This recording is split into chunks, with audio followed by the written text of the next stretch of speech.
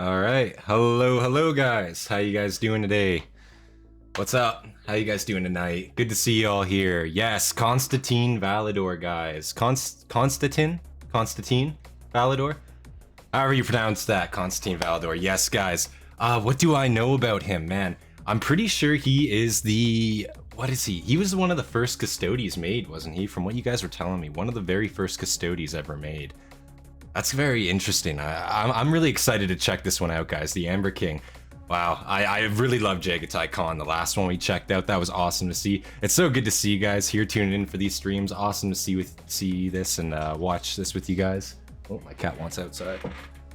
But yeah, this is another long one, 2.5 hours long, guys. So I had to make some coffee before we started this off. It's gonna be quite a while. So I feel like my sleep schedule has been fucked up. So we need some energy to get through this one.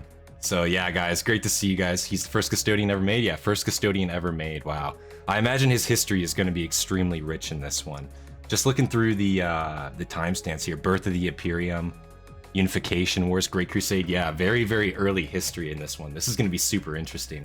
I imagine lots and lots of insight on kind of like the early kind of inner works founding of the Imperium here. Maybe even like, I'm sure he was very close to the Emperor too, so maybe we even will see some insight on the Emperor, guys. But obviously, if you enjoy, leave a like, subscribe for more content from me, and leave your recommendations down in the comments below. Obviously, this is a live stream, so that's for the VOD. You guys in the VOD, thank you for you guys in the stream, thank you for tuning in, guys. It's awesome to watch this with you guys. And yeah, without any further delay, I say we get right into this, guys, eh? Bish, we made it. So true. Looks like my body is telling me the gig's up. Yeah, oh man, all right, I appreciate that. You take care, Captain K. All right, guys, well, let's get right into this without any further delay. Oh, I guess I need sound, don't I? Old man moment right there. There we go. Captions on. Captions on. We were born to fashion a future, to enjoy it, be part of it. And now there is only war. Only in death does duty end. Wow. That's a nice illustration. Also great voice right off the bat. Absolutely great voice. Wow.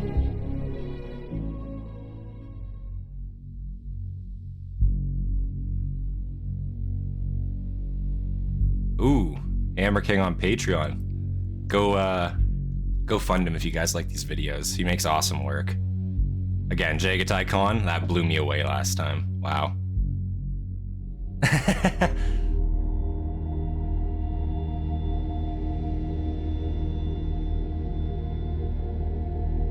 We are extensions of a single will. We are adjuncts. We are orbitals. We are the periphery of the immortal, not its heart.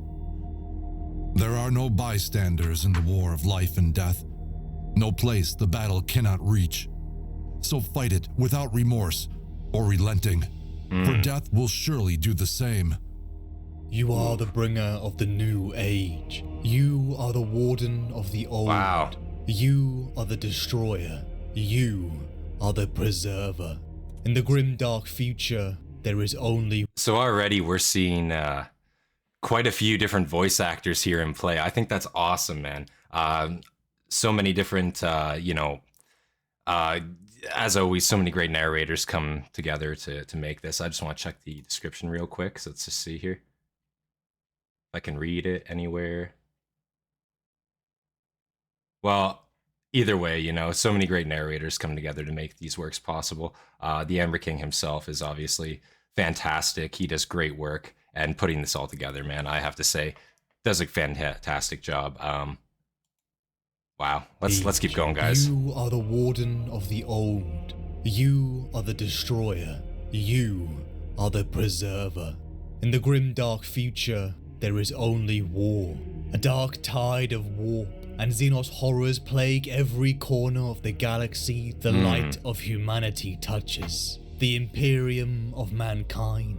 Over 1 million worlds. Trillions of people cradled in the hands of a rotting empire. a True. dying dream of an age of myth, filled with zealotry, corruption and death. An empire whose foundation was built by a triumvirate, a master, a sorcerer and a warrior.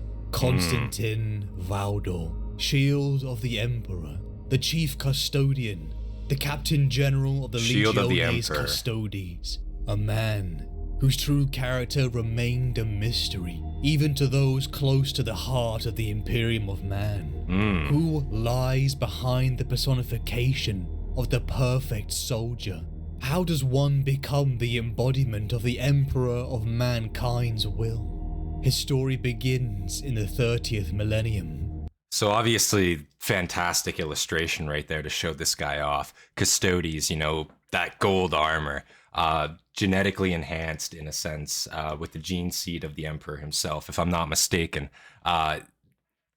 What a fucking amazing illustration that is to just show off the raw power. I'm pretty sure, obviously, a Custodes is much more powerful than a regular baseline Astartes, but man, it's just it would be cool to see them kind of like compared. I know we've seen some diagrams, sent some of those around the Discord before, of the size comparison of these guys, but just to see them like standing side by side, like in an animation or something like that, would be super cool. I don't know if there's any animation with Custodies actually in them. Somebody let me know if there is, because I'd love to see these guys in action sometime. Terra, the birthplace of humanity. No gene seed, just well made. Fair enough.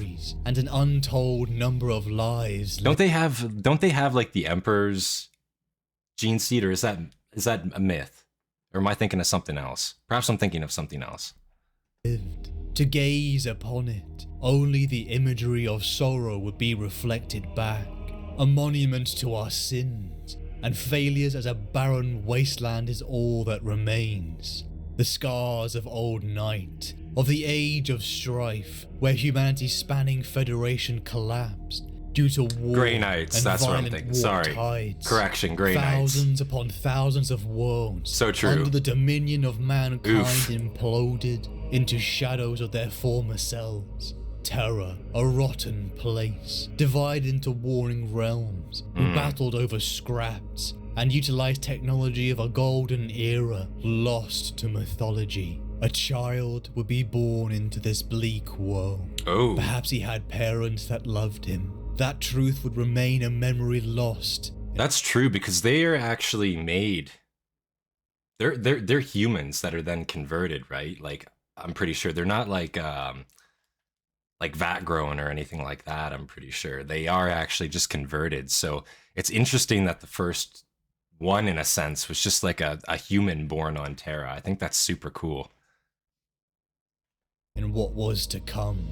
For a man, nay, Handcrafted a being people, had traveled wow. vast distances. That makes a lot of crossed sense. Continents just for this singular child. He would be claimed, a figure of primordial power, utterly human, and yet so above it. The Emperor of mankind.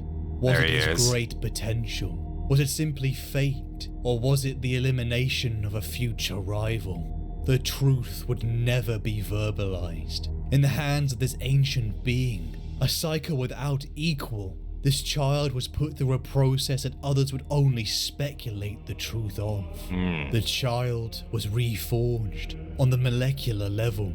Every atom and fiber of his being, tailored in a genetic manipulation that blurred the boundaries of science and art. Damn. He began to grow faster, taller. When it's described like that, man, it's so hard not to just see like the Emperor just like straight up attempting to play God in a way. And I feel like that's kind of like what he's doing in a sense, you know. He's playing God with the Astartes, with the Custodies, you know, with the primarchs especially. And the primarchs, we see him just like create them and then just show that exact same disconnect, you know, with his children, right? God's children in a sense. It's very hard not to make comparisons, you know, like that. But it's just very interesting, like to see this like the birth of the Imperium, exactly, like the early foundations of 40k, how we got there. Tailored I in a love seeing the genetic early history. manipulation that blurred the boundaries of science and art. He began to grow faster, taller, smarter and stronger, leagues above a mortal man. Psycho-conditioning followed him at every stage. Like a compass, every thought, every decision, every achievement pointed north towards one being, the Emperor of mankind. Humanity needed to be ruled if it was to be protected from the horrors of the galaxy and from itself. It was a vision with a singular being at its heart, the arbiter of that future, of the species, and it would be this boy who would be charged with protecting him, and in turn that vision, any memories or identity of who the boy was and where he had come from, were purged in this gradual apotheosis. The being that emerged was a tailored thing, a man, Constantin Valdor. Just realized I'm Whether behind. he That's was okay. the first attempt, or simply the first success, he would never know, for the truth of the events were only revealed to him if necessary. You are the bringer of the new age. You are the warden of the old. You are the destroyer. You are the preserver. If humanity was to be where the rising ape met the falling angel, Constantin Valdor was meant to be something greater. His enhanced, enormous frame was flooded with information. And I guess too, like, it's showing off, because the Astartes too were never meant to be like, and same with the primarchs, as we learned, I think in the last Luton video there, they were never meant to be like kind of like a permanent fix. They were meant to be a very temporary solution for the Great Crusade, right? But the Custodies are perfect humans, as described, right? They are perfect humans. They're not enhanced in any way, biologically at least. They are just tailored to be perfect, as best as you can be. And it just shows, like, I guess the Emperor wanted to make, like, what, 1 million more of these guys, have these be his frontline soldiers eventually, right? But I guess it just never came to pass. And these were like his ultimate, this was like his ultimate vision for humanity, in the sense of what their military soldier should be. His enhanced, enormous frame was flooded with information, battle doctrine, philosophy, knowledge. All to be replaced like the encompassing Thunder all Warriors, theaters in exactly, and yeah. outside of war. Valdor's mind was as much a weapon as any blade, or the muscles in his enhanced form. For as one of the Emperor's perfect soldiers, he would have to protect his king in numerous theaters of war. His memory was perfect. Finding himself at the moment of his awakening, he would remember everything from that moment on. Interesting. With utterly perfect clarity. The fact that he is making a point of saying that, and now we know that the Emperor does fuck with people's minds. He does blur people's minds, and especially when you're supposed to have a perfect memory, and it's very, very odd at times when you don't. Now, this is just a theory. We're only 6-7 minutes in here, but I feel like the Emperor's gonna fuck with his mind in a sense. He's gonna notice some parts of his mind missing. Maybe that, maybe not, but just a theory. Just want to throw it out there. His growth was not something maintained at a distance, and his forging to his education saw the personal touch of the Emperor of mankind. They spoke, they confided, and counseled each other. The Emperor was master and mentor. With his strength and power, he would be the bringer of a new age, a road fraught with war and conflict that required a warrior of unparalleled skill, the Warden of the Old, the Emperor of mankind, a being millennia old who had seen humanity suffer its mistakes and sought to bring its previous collective wisdom into this age of ignorance and darkness. Ooh. You are the destroyer. You are the preserver. Valdor was meant to protect the singular being, guiding the dream of the species. He was to be the destroyer of that dream's enemies. Its preserver. That's in the pretty millennia metal, to dude. come. Strength, Holy shit. power, knowledge, guidance, all coalescing into one man. As Constantin grew into adulthood, he was a result of the handcrafting of the Emperor. He was utterly unique. He was different. For Constantin, A lot also his have some kind of perception foresight. the mortal man Fuck. must have made him feel like an outsider. He was Like a human, Sixth Sense and kind of yet shit. In the ways That's in kind which of awesome. we define our humanity, he did not fit so neatly into that category. Emotional pain, anger, hatred, love, all were kept in check by a mind handcrafted for duty and servitude. To him, base humanity must have felt chaotic. We are all often slaves to our own emotions, kicking and screaming against an apathetic world. For Constantin, he found it difficult to connect, to understand the irrationality of mankind, only validating the Emperor's statements that the species must be ruled to save us from ourselves. Emerging fully formed, and a being leagues above a mortal man, Constantin Valdor stood alongside his Emperor and Malcador the Sigillite, the Emperor's most trusted advisor within the... So he was very much kind of like the left hand of the Emperor, whereas Malcador was the right hand.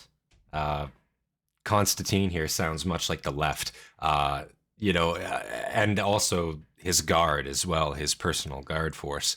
It makes sense having your personal security force is kind of like one of your upper sort of henchmen, in a sense. So I believe that, and again, I can see why. If this is truly a perfect specimen, a perfect human, why wouldn't you want him as your left hand, like Himalayan perfect. mountains, a triumvirate that began the preparations for the expansion of this new Imperium of mankind. Decades passed, and the Imperium expanded.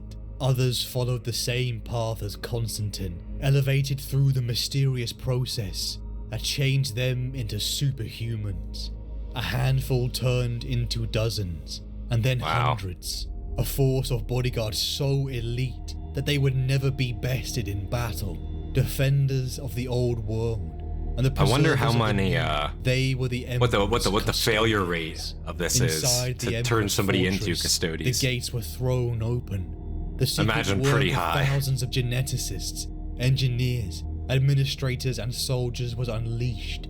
The time to unite Terra had begun. Constantin and the Emperor's armies rode out, and so the Unification Wars had begun.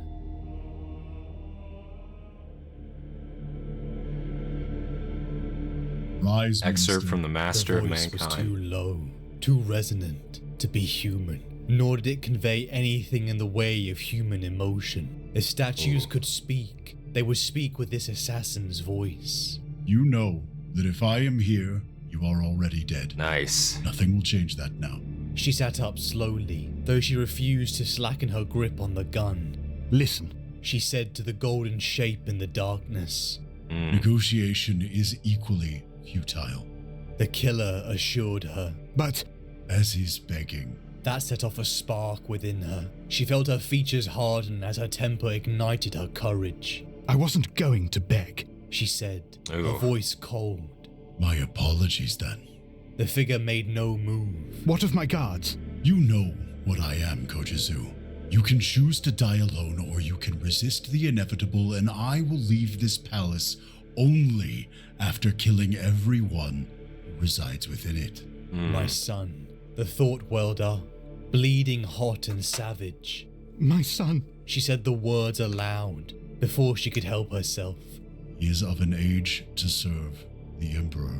Kojizu's hand trembled as it gripped the gun. No, She said, and how she loathed herself for the shake in her voice. Oh. he's only 4. Oh, jeez. Not the legions.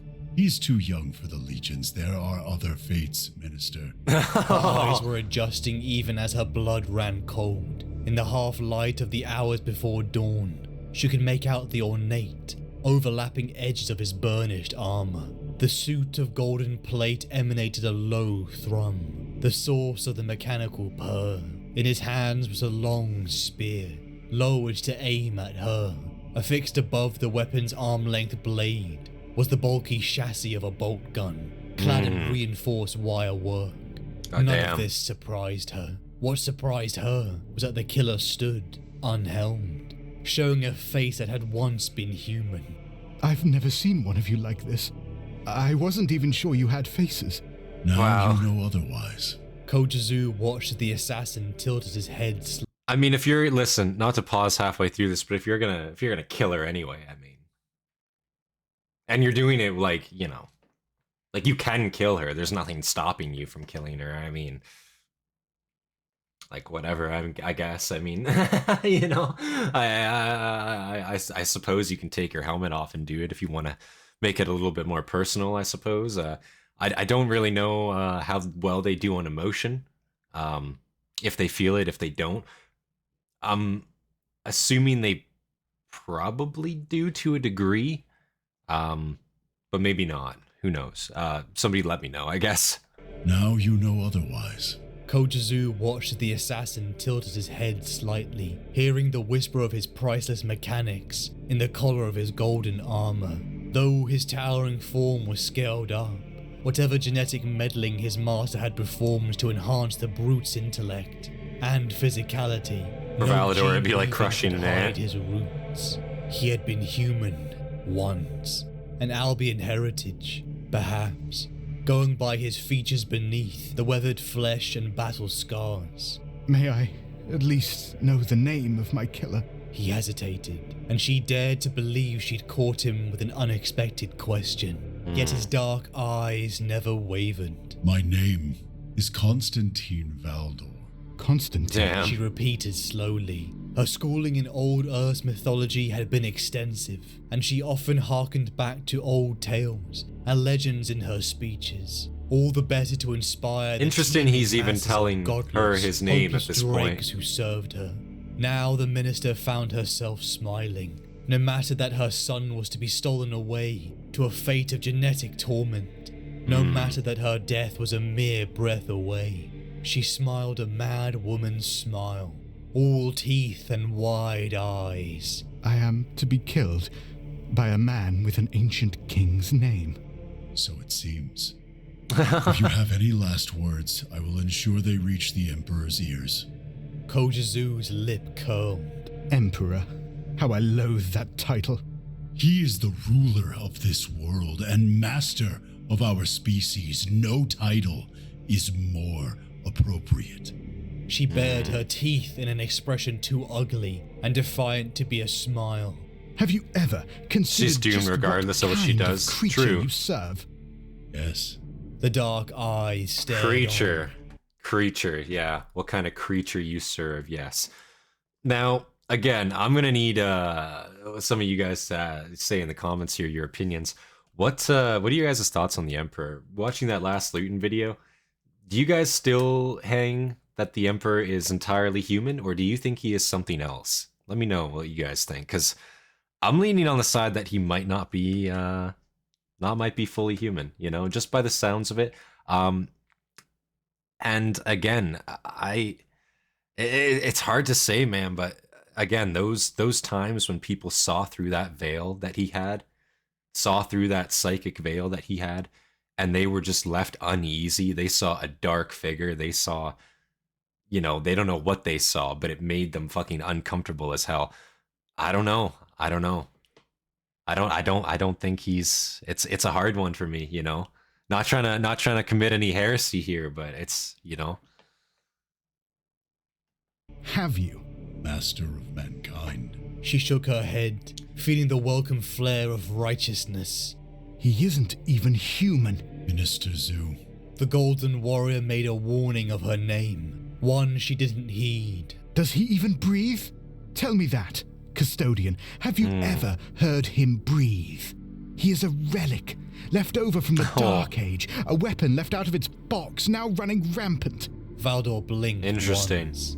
The first time she'd seen him blink so far. The rare human movement was unnerving. To her, She actually just had a pretty interesting theory there. A weapon out of its box, a relic of the Dark Age of technology. That's that like even in like, okay, like we can kind of have our theories, but in lore for her to think that, That's not actually that bad. You know what I mean? Like that's not a terrible one as far as like an in-lore conspiracy theory goes, you know? Just saying, like I could get, if I was in the 40K universe, I could probably get behind that one, you know? That's all I'm saying. Like, he is older. I know he's older, I know, but like for her to think that, like she doesn't know how old he is, right? So if she's like conspiratorial and she's just like thinking that, you know, like that's a believable reason for somebody in the 40K universe. I mean, obviously not for us. We know he's much older. We know he's been around forever. But for somebody like canon to believe that, I could see that. So far, the rare human movement was unnerving. To her it felt false, like it had no right taking place upon his statuesque features. Terra is a thirsty world.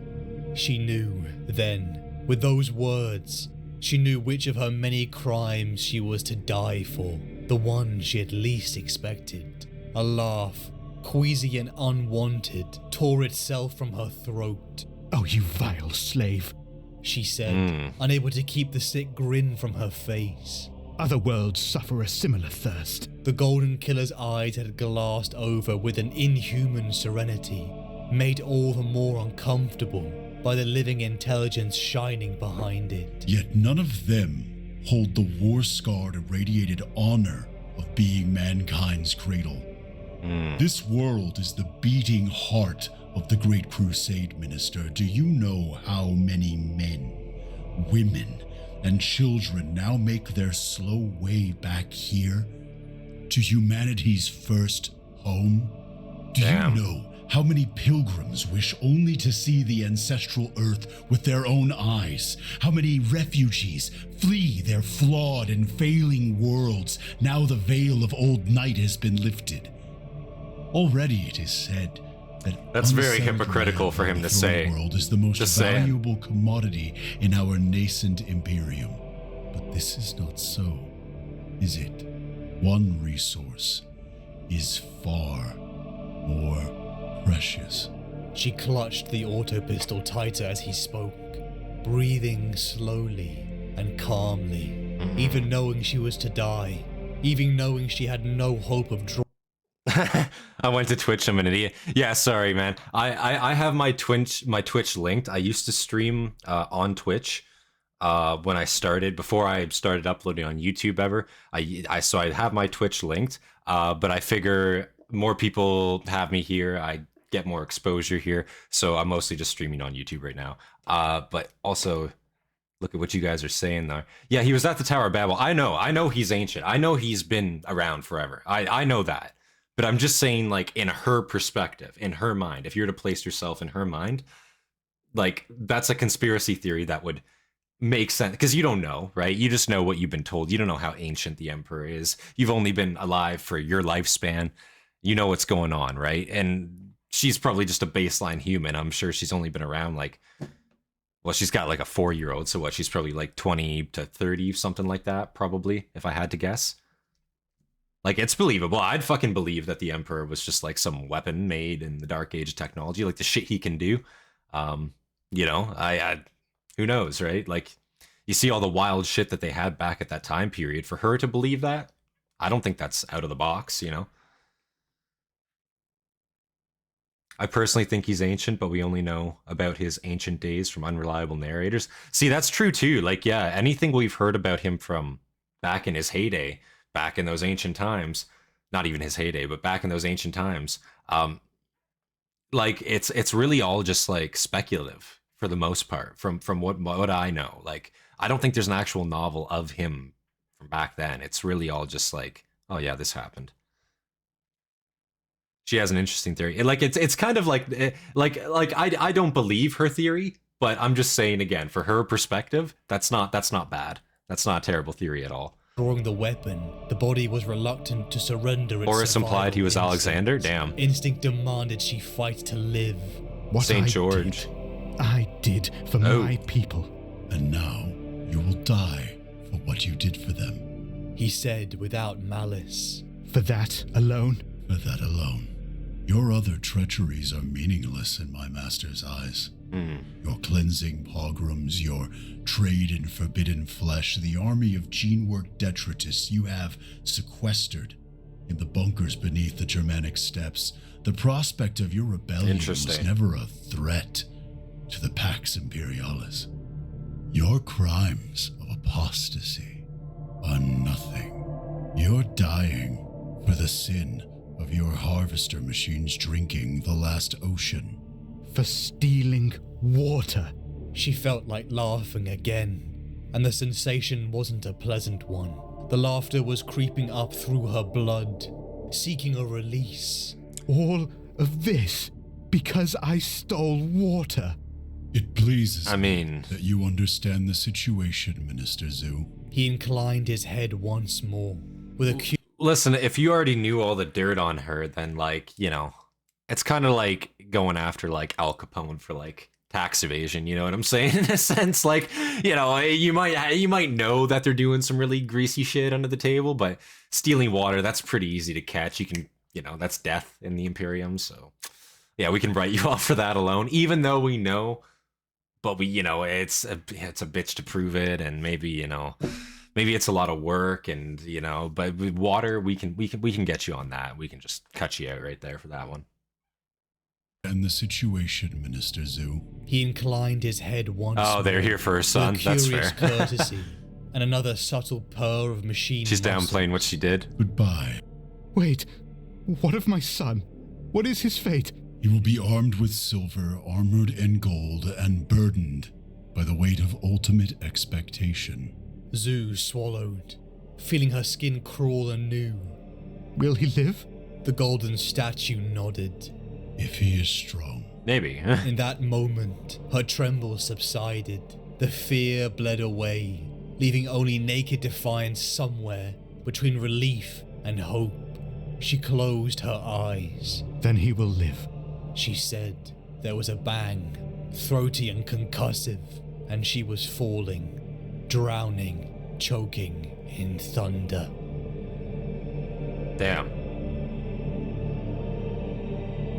They just straight up capped her there, man. Wow.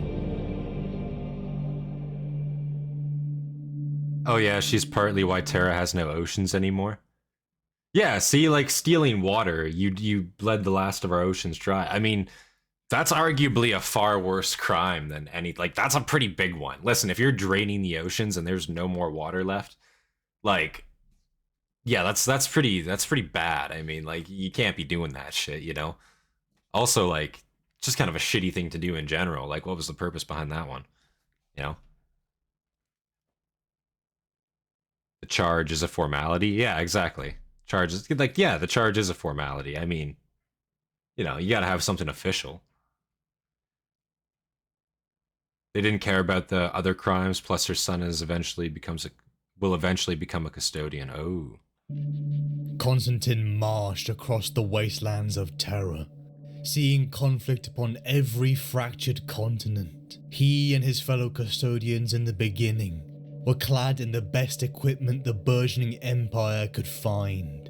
It began in steel and leathers. Some were lucky enough to equip ancient powered armor, scavenged from their enemy. Constantin, standing side by side with the Emperor, and the chosen few were often outnumbered, outgunned by horrific armies of mutants, corrupted zealots of dark faiths, or regimented militias and mercenary groups. But it was irrelevant. No war was unwinnable, for he was leading them. Constantin's belief was absolute. They were unstoppable. Damn. With dust and ash under his feet, Constantin So yeah, they just wiped the floor enemies, with Terra, right? Like, each of them utterly overwhelmed by the strength and speed barely perceptible to their fragile mortal minds. I don't think, to my knowledge, we've ever heard of the unification of Terra, where a battle was actually a challenge for the Emperor. I could be mistaken. Maybe I just haven't heard of it yet. But yeah, like it really seems like when the Emperor like came to, he really fucking came to. You know what I'm saying? Like he got on that shit like pretty quickly when he wanted to. You know. Like, wait, okay, we're going, and it's done. Like, you know, seemed pretty quickly. And booty needs to be clapped and they came ready, pretty much, yeah. Exactly, actually. It was like a black hole of fate. All possible futures leading to one event horizon. Death. Each victory saw the Imperium's territory and numbers expand. Some actually were. The Unification Wars were long and rough, apparently. Oh. And administration was built in tandem. Is there any actual, like books or anything about the Unification Wars? Over Terra. Constantin saw the transformation in front of him. As after Warlords using Dark Age tech. His armor became ceremony. That makes sense. His rifles became proto-bolters. Until finally the Guardians of the Emperor donned brilliant gold. Auramite-powered armor. Constantin and the Custodians invoked the imagery the genetic crafting represented. They were symbols as well as warriors. Evidence of this Imperium's impending golden age. Constantin and many other Custodians, such as Sagittarius, Gessaric, Aemon, and Aquilon led growing armies of mortal men, but they were not alone in the category of gene-altered soldiers. The Thunder Warriors, superhuman men created with the meshing or specialized vat-grown organs and stimulants poured into adolescents. Why are we getting a crotch shot of this guy? Faster and larger than their mortal counterparts. But where Constantin and his Custody brothers were a hand-crafted, cell-coded piece of art, these warriors were crude. Honestly, though, I do love this shot of the Thunder Warriors, though. This really does show, like, as you just said, the crudeness of them, right? Like, how basic in a sense their plate wore, how rough they look, you know. Just how like fucking like what's the word, crazy, I guess. Like, look at his eyes and shit and tell me like he's not just like, you know, gonna punch his fist through your chest just for fun, like he clearly already has, you know. That's the crazy thing. Like I love, yeah, the mail, exactly. Like he's literally wearing chainmail under that fucking huge plate. Like it totally looks like a Mad Max high tech, you know, like a higher tech Mad Max. And I vibe with it really hard. Like I love this period of Warhammer, like the Unification of Terra period. It seems sweet to me. I want to know if there are any books on it, or if there's like, if there is animation on it. I doubt it, but like it would be really cool to see some of that, I think. Mass-produced stock. A brutal time. I think the Last Church is probably the closest we'll get, but maybe I'm wrong. And sword. Constantin saw them fight. He led them upon the field, and in those moments the contrast became apparent. In the infamous conflict with the Priest King, Mollard Sen. There's a Hoi 4 mod for the Unification Wars? No shit. Of a bone-chilling freeze, I would play that, actually. He would never forget. Constantin, Hoi 4. the Emperor, and 30 Custodians, alongside thousands of Thunder Warriors and mortal men, crashed against his outnumbering force. Face underrepresented, to face sadly, with the leader of the Thunder Warriors, Hurtn, donned the primarch, unleashed a slaughter, and rage sent shockwaves of alarm through Constantin. The frenzy, the crackle of joy, as blood streaked from the primarch and his Thunder Warriors. They exude a video, but like, is there like books? Like, is there like actual official like literature, animations, shit like that on it? Like, or is it just like kind of a few explaining kind of what happened, and then it's mostly just like left for interpretation? Like, we get a good look in the Last Church again. The Last Church, like putting you in it kind of and like explaining it that way from the eyes of what was his name, Uriah. Like that was a really good perspective, I think, for it. There is no real book that covers the events exactly. Okay, the early books, some that talk about it, but okay. Exuded of vigor and rapture Constantin had never experienced in his disciplined mind. It was alien, unbridled and chaotic. Orders fell upon deaf ears, unable to tear the butchers away from their meat. The Unification War upon Terra was bloody. Decades upon decades of conflict and diplomacy that brought the Imperium to the furthest corners. It was a conquest under the personal hand of the triumvirate. Many had fallen at the hands of Constantin, not least many of the ruling tyrants and despots such as Minister Kojazu, with a voice and tone that drew dread from the darkest corners of the human psyche. Constantin had come to put down this obstacle. Oh, Kojazu, that's crazy. Constantin was barely human. How could any be that large, that imposing? Calling somebody an obstacle is crazy. That's nuts. Her, a warlord who had seen and done nightmarish things. Even him blinking seemed alien, as if he had done the motion to put her at ease, to assure her he was human. Her actions so far had been inconsequential. All her crimes, her sins were nothing, for all her schemes were powerless against the growing Imperium, except for one that affected the heart, the throne world. She had evaporated the last ocean. She had stolen water. She mocked him for the absurdity. Again, for a mind so how are you gonna sit there and evaporate the last ocean? Like, why? What was her fucking motive behind that? Like somebody's gotta tell me that. What was her motive behind evaporating the last ocean? Or the last oceans, I should say. Like, I figured not having water on your planet at all, it's not exactly a sustainable option, you know? So I'm not really too sure what that was for. Valdor, Birth of the Imperium talks about it, but it doesn't take place during it. That's fair. Birth of the Imperium. A lot of civilian deaths. That's fair. Water. She mocked him for the absurdity, but for a mind so focused upon the dreams of his king, there was nothing absurd in dealing with all threats, no matter how little. Perhaps he no longer had the capacity for absurdity. There are no bystanders in the war of life and death, no place the battle cannot reach, so fight it without remorse or relenting. Kojazu asked what would become of her son. Constantin told her that he would serve the Imperium. The resource would not be wasted. True. She asked if he would survive. Only. Also, if he that's is kind of strong. crazy too. I As mean, the makes fear sense, and but panic left Kojazu. 4-year-old is a Constantin resource. dealt alone, Damn. feeling absolutely nothing. Constantin took the late warlord's son, and he was offered up and transformed into something greater, just as he was. A warrior who would become the custodian, Ra Endymion. The lingering thoughts remained. Have you ever considered just what kind of creature you serve? The master of mankind. Is he human? Have you ever seen him breathe? He is a relic left over from the Dark Age, a weapon left out of its box, now running rampant. Yes, he knew.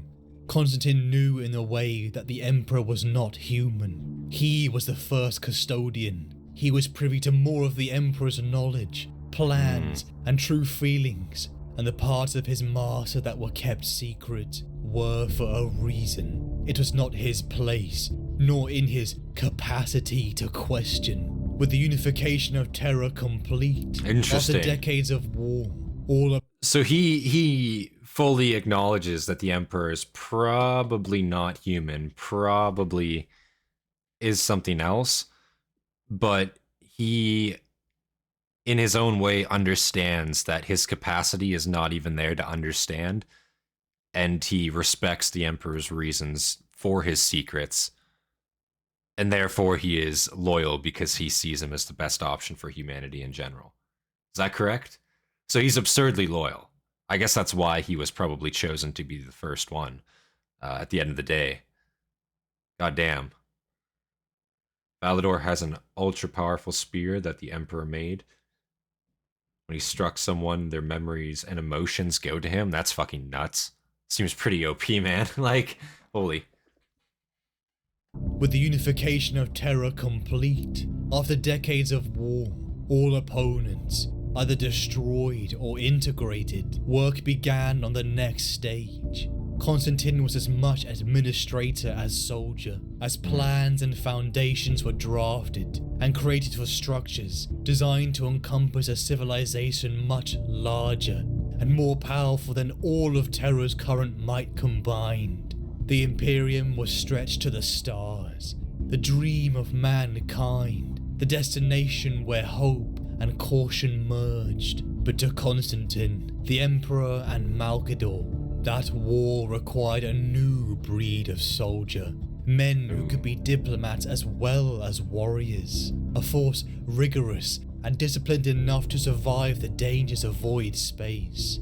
So I wonder if he is partly responsible for the Astartes in a way, because they're obviously referencing the primarchs and after that the Space Marines, right? So I wonder if he was partially responsible for the creation of them, or maybe, I doubt he put that emperor or that idea in the emperor's head, but I wonder if he had some key or pivotal role to play with it. I guess we're going to find out here. Rigorous and disciplined enough to survive the dangers of void space. A war that had no place for the brutality, mentality, and genetically unstable Thunder Warriors. Constantin had seen numerous times this savagery up close, a brutal force that was just good enough to unite Terra, but not the galaxy. Upon the slopes of Mount Ararat, thousands of Thunder Warriors met their end. A glorious last battle would be the truth the history books would remember. A massacre that drew the attention of one of the High Lords of Terra, Grand Provost Marshal Uwoma Kandawire. Something had happened off the books, in the dark. The connotations were frightening. What was Constantin, the Emperor, capable of? And what force was strong enough to eliminate the hulking warriors of Thunder? So I wonder, did they sick the Custodies on the Thunder Warriors? Is that how they got rid of them? That's interesting. That's very, very interesting. Or maybe that's just a theory I'm having here, but it definitely seems like they were probably the ones responsible, also probably the only ones that could actually effectively take them down, given that at this point they're probably the strongest thing on Terra, right? Should look into Warhammer Age of Sigmar. Yeah, I think I am going to check out the trailers for that sometime soon. It does look very interesting.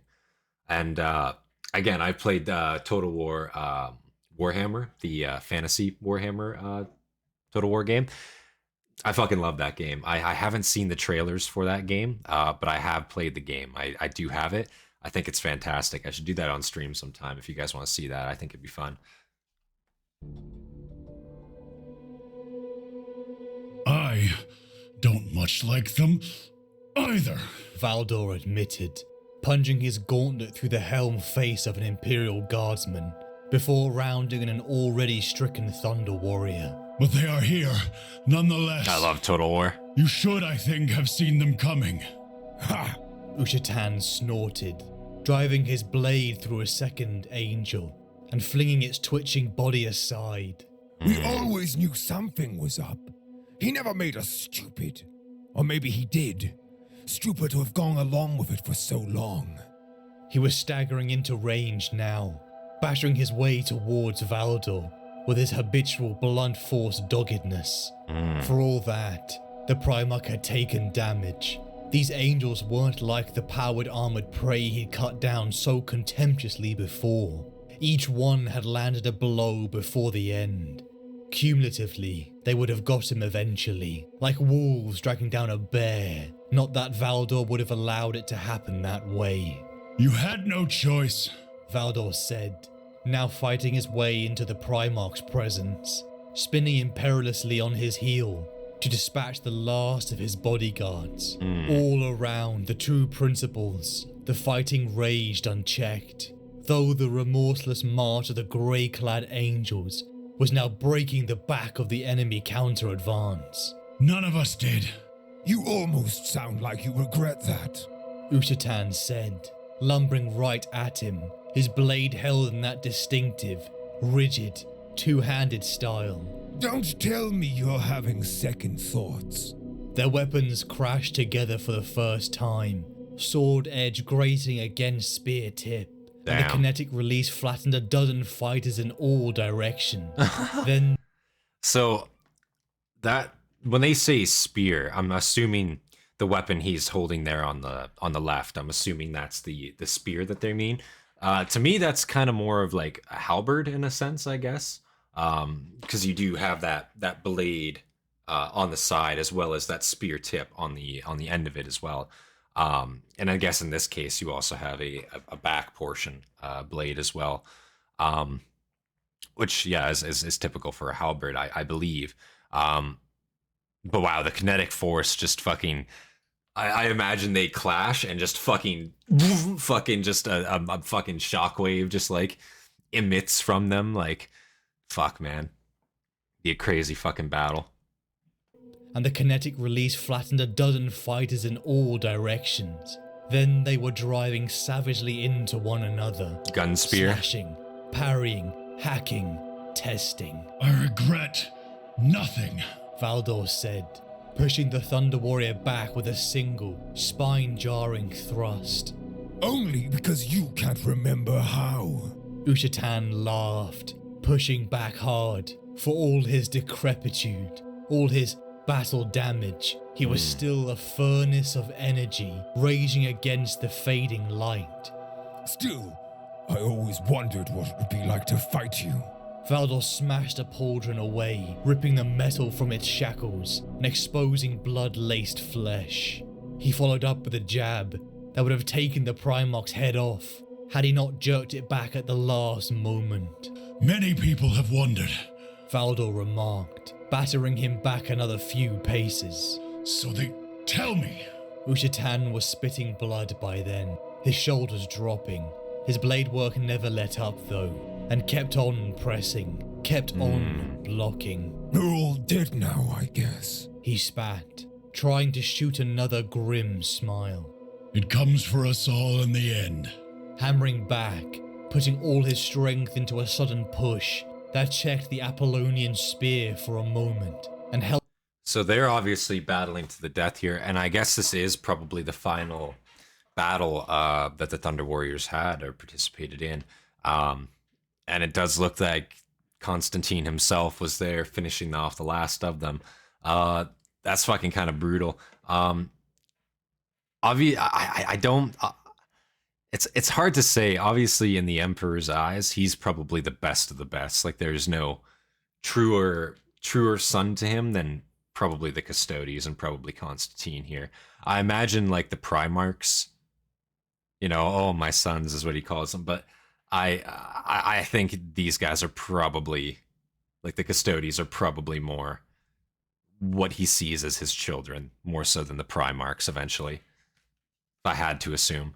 Held it locked in a snarling mesh of electric overflow. Their faces came close for the first time. A blank mask of pure gold. Not the last of them, but their leader for sure. Yeah. I always knew you'd outlive us, because I saw what you did to all the others. These angels will fight for you now. But one day they'll realize the truth about you. They'll see you coming for them. Too late to stop it. We're all dispensable. Every one of us that he made for these wars. All but you. Valdor threw off the deadlock, hacked back at him, piling strength onto strength. He could feel abundance flowing through his sinews, filling him with a familiar cold, martial perfection. Already he could perceive the end to this encounter, its possible outcomes narrowing swiftly now, pitilessly shrinking down to the singularity of another conquest. I am nothing, he countered, finding that he uttered the words with more vehemence than he'd intended. Damn. An instrument, to be cast aside when its function is performed. And what function is that? Do you even know? Or are you just playing along with this, hoping it becomes obvious later on? Valdor Playing saw along. the gap then, the weary slip of lactic acid-heavy arms, and pounced, spinning the spear and lancing it dead straight. I like how they're getting one-ups on each other throughout this battle. Is literally who's gonna like mind break the other first? Who can get the other like mind fuckery trick in, like last laugh in, kinda, just to like make him think for an extra second, take his focus from the battle. That's definitely what it seems like here to me. Goddamn, holy, you know, like, and they're just battling it out. I'm assuming all their boys around them are either dead or probably just respecting the 1v1 at this point. You know, I mean, I think you got to respect the 1v1 if you're around in this situation, right?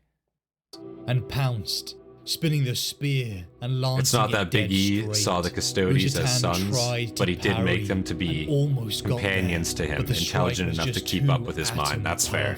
That makes sense. And the blazing spear point crashed through the Primarch's breastplate, shoving him back. Yeah, this is the powerful spear, I think. Roared, grabbing the hilt of Valdor's weapon and trying to wrench himself free of it. But by now the disrupted charge was spilling across him, tearing up what remained of his battle plate and searing into the skin below.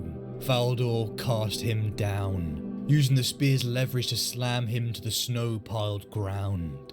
The impact was shuddering, sending a shock wave dancing across the terrain and snapping Ushatan's spine. Damn. Grey-clad angels coolly advanced around them both, past the kill site, driving the last of the Primarch's ragtag army back towards the ridge, leaving burning vehicle shells and freezing corpses in their wake. Jeez. Valdor extinguished his spear's disruptor and knelt beside his victim. As he did so, he withdrew a long knife from his belt.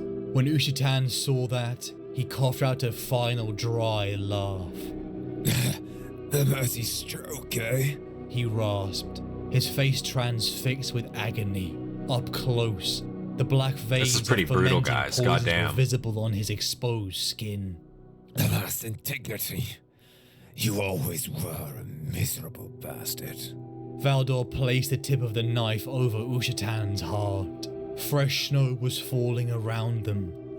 If anything, he's doing him a mercy here. Like, listen, would you rather have this guy finish you off, or would you rather sit there writhing with a broken spine until you eventually just, like, bleed out? You know, like, I think at this point, I'd stop talking shit and just kind of, like, take it, you know? Because, like, the alternative definitely, to me, seems quite a bit worse, you know? But maybe I'm wrong here. Maybe that's a hot take. Over Ushatan's heart. Fresh snow was falling around them, turned brown and flaky by burnt promethium. I meant what I said, Lord Primarch. I take no pleasure in this. You're one of our finest commanders. And these new toys of yours, who will lead them now? Will they have their own commanders? No, those ones are lost. All the better for you then. The High Lord was right. You can't bear rivals. It was not my doing. Sure, it wasn't. Ushatan spasmed, hacking up oily blood. You know, when we were at Molinsen, and I said I pitied you, I meant it. I'm not trying to goad you. I really do pity you.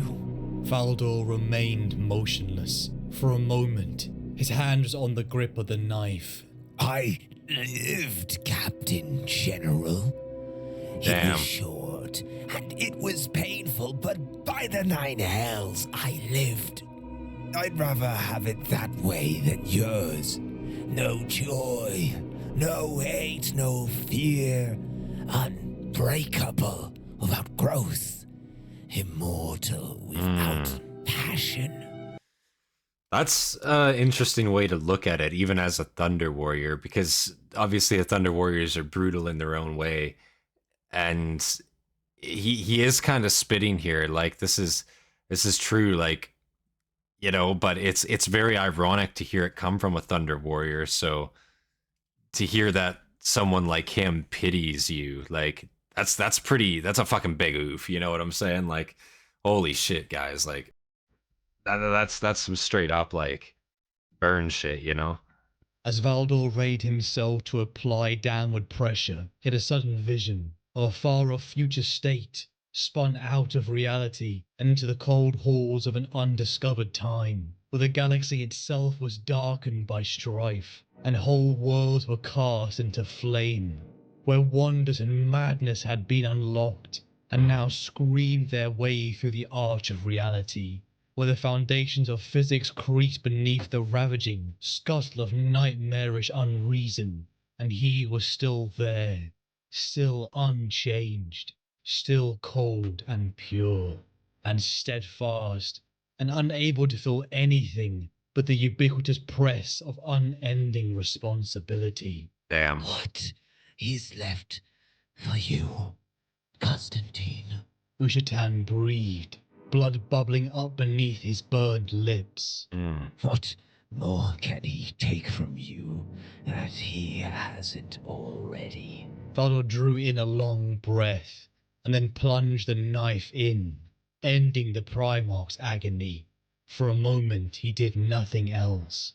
His head bowed, the storm exhausting itself around him, and coating the land with a film of pale, drifting grey. Then, slowly, he withdrew the blade. Nothing. He said, very softly. Nothing at all. Damn. That was a really good excerpt, guys. That was a really good, like, back and forth kind of speech they just had there. And, like, again, like, the voice acting in that, very good. Very good voice acting. How long was that, I guess? That was about... It's like a 10-minute long excerpt. That was pretty good for what it was. Back and forth there. Wow. Again, I love the Amber King's videos. He does such a fantastic job on these. Has the power to shape worlds, yet it is kept in check, restrained by our beliefs, our doubt. Russ Sanguinius and the Lion love Bane-style backbreakers on fools. It forms walls around one's spirit, or breaks such walls down. The mind makes some powerless and gives strength to others. Because we are not ready to give up our ties or codes, we surrender ourselves. We become slaves to teachings and belief. That is why belief will always rule you. To truly believe in an ideal, you must be willing to betray it, not to follow it so dogmatically. That is the lesson of strength. Alone, Valdor stood, staring down the remnants of the Thunder Warriors, led by Hurtn and Grand Provost Marshal Wuma Kandawire, in alliance with the geneticist Amar Astartes. They stood against what the Imperium was becoming, fighting for accountability, democracy. They knew that plans had been made, generals to replace the old, ones accountable only to the Emperor, and they had to stop it. Constantin told Kandawire and Hurtn that there were no new generals, but there were new armies. Behind Constantin, silhouetted in the driving muck of the ice storm, where the snow and hail screamed and the frozen earth cracked, 10,000 helm lenses suddenly ignited, then began to advance. The Adeptus Astartes, genetically altered super soldiers, created with the meshing of specialized organs and pumped with stimulants. Faster, stronger, and more disciplined than a mortal man, and yet far more genetically stable than the Thunder Warriors. Armed with the Imperium's finest armors and weapons. I imagine seeing these guys for the first time as like the Emperor like breaking them out as like a pet project that he's been working on. Like, man, he must have been like so happy to like show them off. Like, oh guys, look at my fucking sick army that we're gonna fucking go win the Great Crusade with. Like, this is gonna carry our shit, you know?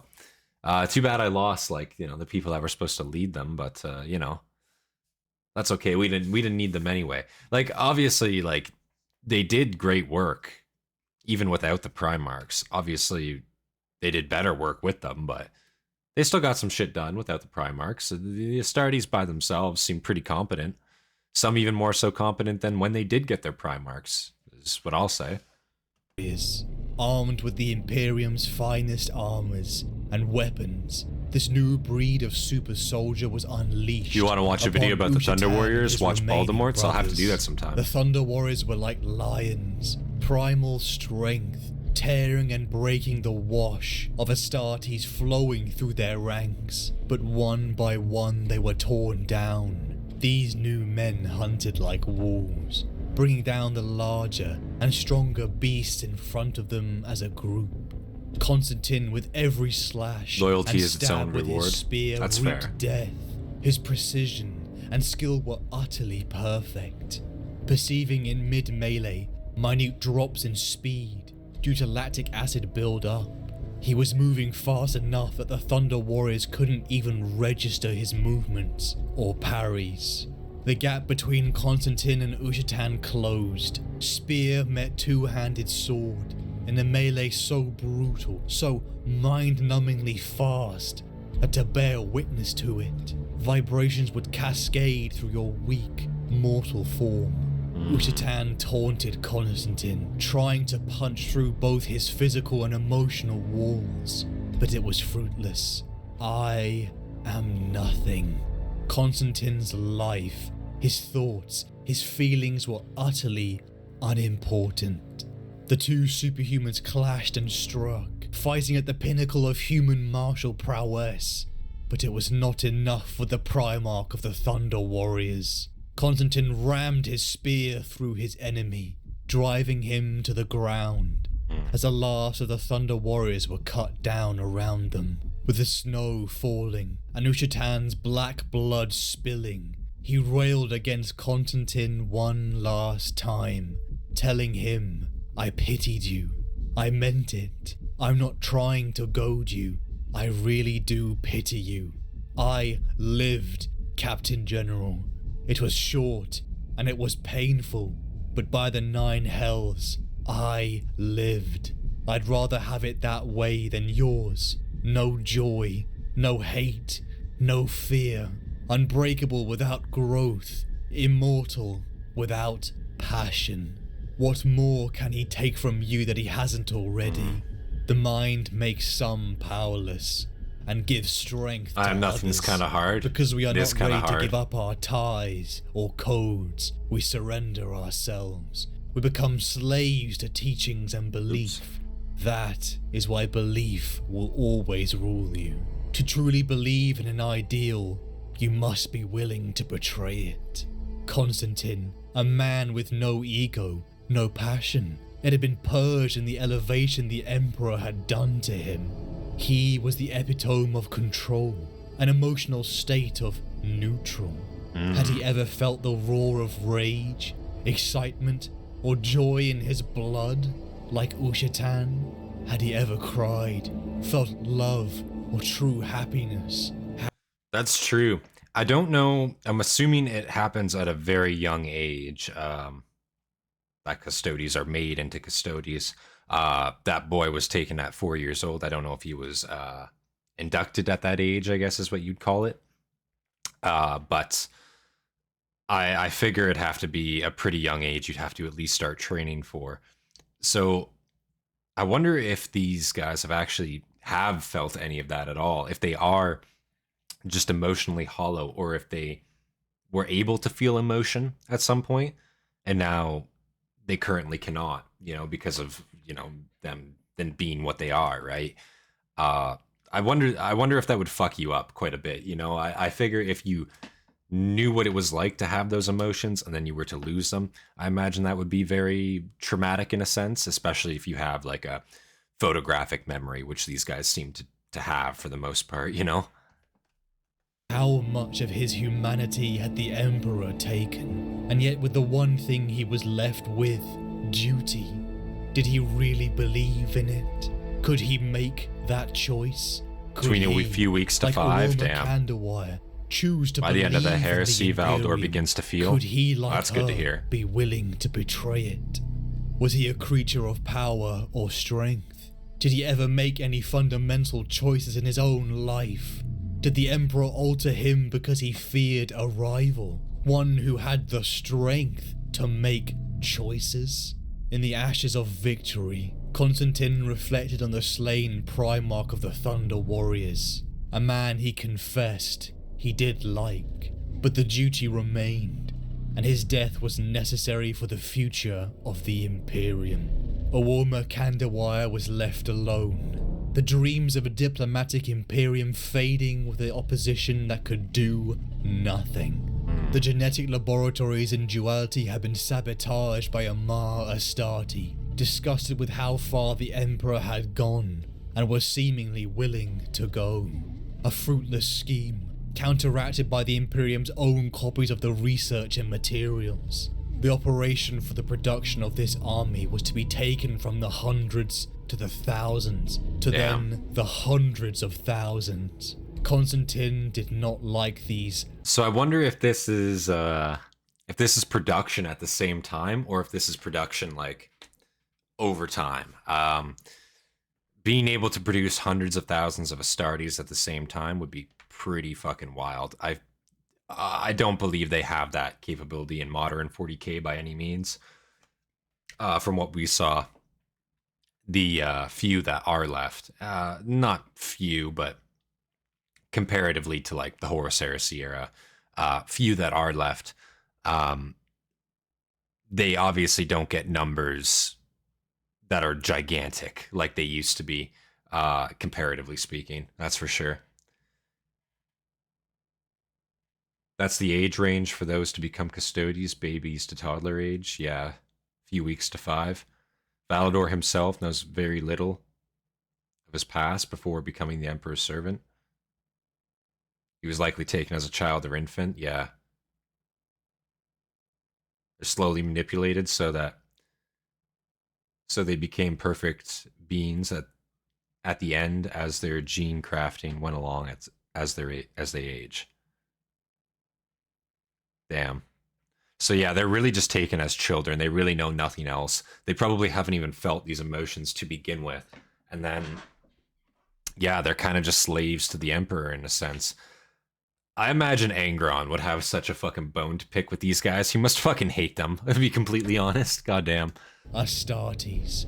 Too much imperfection in them. They were too human. He had been there decades ago, during their creation, when he had borne witness to one of the Imperium's greatest failures. Deep in the Imperium's innermost sanctums, under layers of protection, thought to be so ironclad, lay the new generals, forged for war in the stars. The Primarch Project. 20 specimens, created from the Emperor's own genetic material, were the foundation of an army that would conquer the galaxy. But they were lost. A tear into the warp opened within their gestation chamber, ripping the capsules from their ceramite foundations. Constantin and Amar Astarte had rushed within, recovering as much research and material as they could, with the Emperor of Mankind utilizing— I like how they're like getting the research and material as much as they could, but it's like, hey, this can't be the only copies we have here of this research and material. If it is, that's a bit silly. But also it's like, bro, we don't need the research and material. We need the Primarchs, you know? the research and material is fruitless if we just lost what we were trying to make to begin with. Research and material as I wonder, actually, saying that, if there was any plans to make new Primarchs, or if like once they were lost, it was purely the case of like, we have to recover them. For whatever reason, we cannot make more under any circumstance. But it makes me wonder why the Emperor didn't just try to almost make more of them. But then after a certain period, you'd have 20 demigods basically running around, so I could see how that could be a problem potentially. Astarte had rushed within, recovering as much research and material. Yeah, Angron would straight up see them as slaves, I imagine. Of Mankind, utilizing his enormous psychic might to hold the collapse. Yeah, no spoilers, no spoilers. And Amar rushed. The loss of these new Primarchs, these generals, was insurmountable. The truth behind their loss was only known to the Emperor, Malcador, and Constantin, a secret kept even from Constantin's custodian brothers. Chaos within the warp, the immaterial, the reflective realm of rippling psychic emotions. Angron viewed the Angron viewed the Custodians as the high rider slave dogs of the Emperor who carried out his tyranny and oppression. Yeah, I imagine so. I imagine he would have absolutely nothing good to say about the Custodies because they're literally the embodiment of everything he hates. People without free will, it's been stripped from them. I imagine, too, he must see a lot of himself maybe in them as well. And maybe that's almost why he hates them so much, because, like, again, he doesn't have free will in the sense of he's not able to do what he wants. He wasn't able to achieve what he wanted to achieve. And the Custodians, like, they got their free will, in a sense, taken from them at a very young age, much like he did as a slave in the slave pits, right? Like in the fighting pits on his homeworld. But then later, the Emperor himself kind of put the chain back around his neck in a sense, right? And he wanted no part of it. So I imagine he probably sees a lot of himself in the Custodies. A reflective realm of rippling psychic emotions, some foul and evil stirred. 4 dark entities, eldritch horrors that call themselves gods, embodiments of humanity's worst tendencies. Their very existence was only a supportive claim to the idea that humanity must be united together, lest the influence of these foul gods corrupt and warp us. With the trial by fire of the Adeptus Astartes, created from the surviving material of the Primarch project, Constantin declared that the Imperium was truly born. The palace was now secure. All it needs now is a throne, a symbol, and a weapon, a resource that would guide the Imperium through the warp, a golden throne. With a preparation underway, Constantin heard the news from Malkador that planted a seed of caution. The Emperor of Mankind had felt his Primarch's presence out there in the galaxy. Immediately, Constantin's mind went to threat evaluation. What if these Primarchs had been tainted? Could they ever trust these superhumans? What if the Primarchs have been tainted? They were tainted, and that's the problem. They were some tainted in worse ways than others. Some turned out to be very good, and honestly, their struggle probably did a lot for them to make them into the decent Primarchs that there were. But obviously, you know, some turned out a lot worse than others, and some arguably, you know, they should not have been given the position of authority that they were in, given the state that they were found in. Again, Angron, I'll use him as an example. No offense to him again, but he should not have had his own legion. He was not in the right mental state for that at all, especially given what just happened, especially given just how disloyal he was from the get-go to the Emperor. At the mention of his name, he killed like 5 captains. You know, it's just like, you can't have somebody like that in charge. Like, no shit, they went traitor. But obviously, now knowing what we know about the Emperor too, very interesting. Like, that could have been part of his larger plan. I guess we truly don't really know. To get the Space Marines, the Astartes forces, to turn on each other, same with the Primarchs, to turn on one another. Perhaps that was his grand plan. Very hard to say. Very hard to say. In the end, and the death of the Emperor explains the Custodians do feel, but aren't driven by their emotions. I got you. They change their capes to black as they mourn for 10,000 years for their failure at the one job they were made for. Damn. They were touched by chaos? Yeah, I think so. When Malkador recanted this to Valdor, the Emperor said, "I feel my sons," which Valdor noted that Big E called them his sons. Yeah, but see, I think he calls them his sons all the time, but the problem is like, he calls them his sons, but it doesn't really mean much at the end of the day, does it? Like, I think that's the biggest problem there, you know? Damn. Primarchs had been tainted.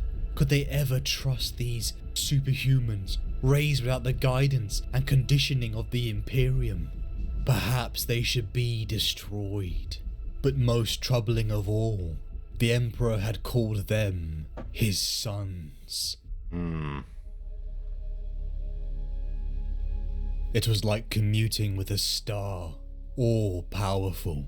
brilliant, so far above the existence of all others. Constantine knew exactly what the Emperor was, what he had seen, and what he had done, and what he intended to do. But it caught him off guard when this timeless, godlike creature expressed humanity. Sons. They were meant to be weapons. Malcador told Constantine it was not often, but there were periods where the Emperor seemed more connected to his humanity, something Constantine accepted, but did not understand. But his regimented mind did not have the space to question.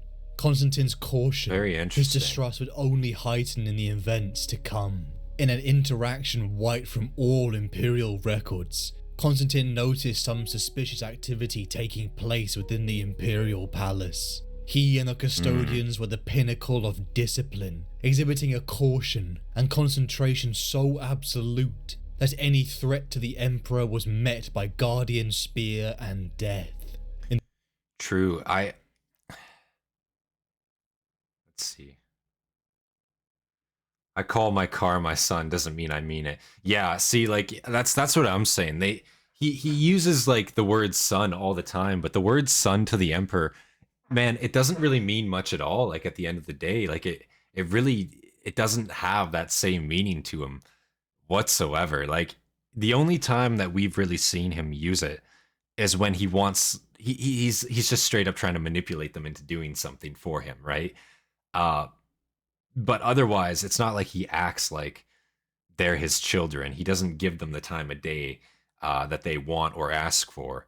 And he really only does it for personal benefit to get what he wants out of them, to make them accomplish a means. Again, the Astartes, the primarchs to him, they're a tool. They're never meant to be a permanent, like, forever, I guess, presence in the galaxy, at least to my knowledge. Obviously, at this point, like, how could they not be? But I don't think that they were in his grand vision at the end of the day.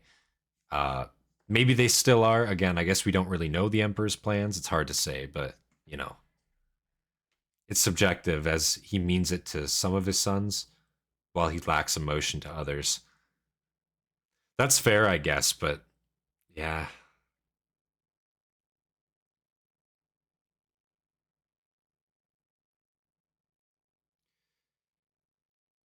He seemed genuinely sad and still said, "My son, what chance did you really give my dream?"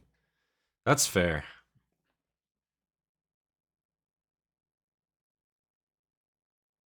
It's established that Big E, by the end of the heresy, really did come to love them and recognize that they were his own people. He even tells the one that betrayed him, "I forgive you and I await you." He did have room for them in the palace when all was done. That's fair. I guess if he had room for them in the palace, I just feel like at the end of the day, man, like, again, if you're going to like have people that are distinctly unstable, because they went traitor, right? So I guess it all depends on what you subscribe to. Does the Emperor, was the heresy part of the Emperor's grand plan? Because if it was, that shows a distinct lack of care in general for his sons, right? Because that comes with the idea that they will be killing each other off.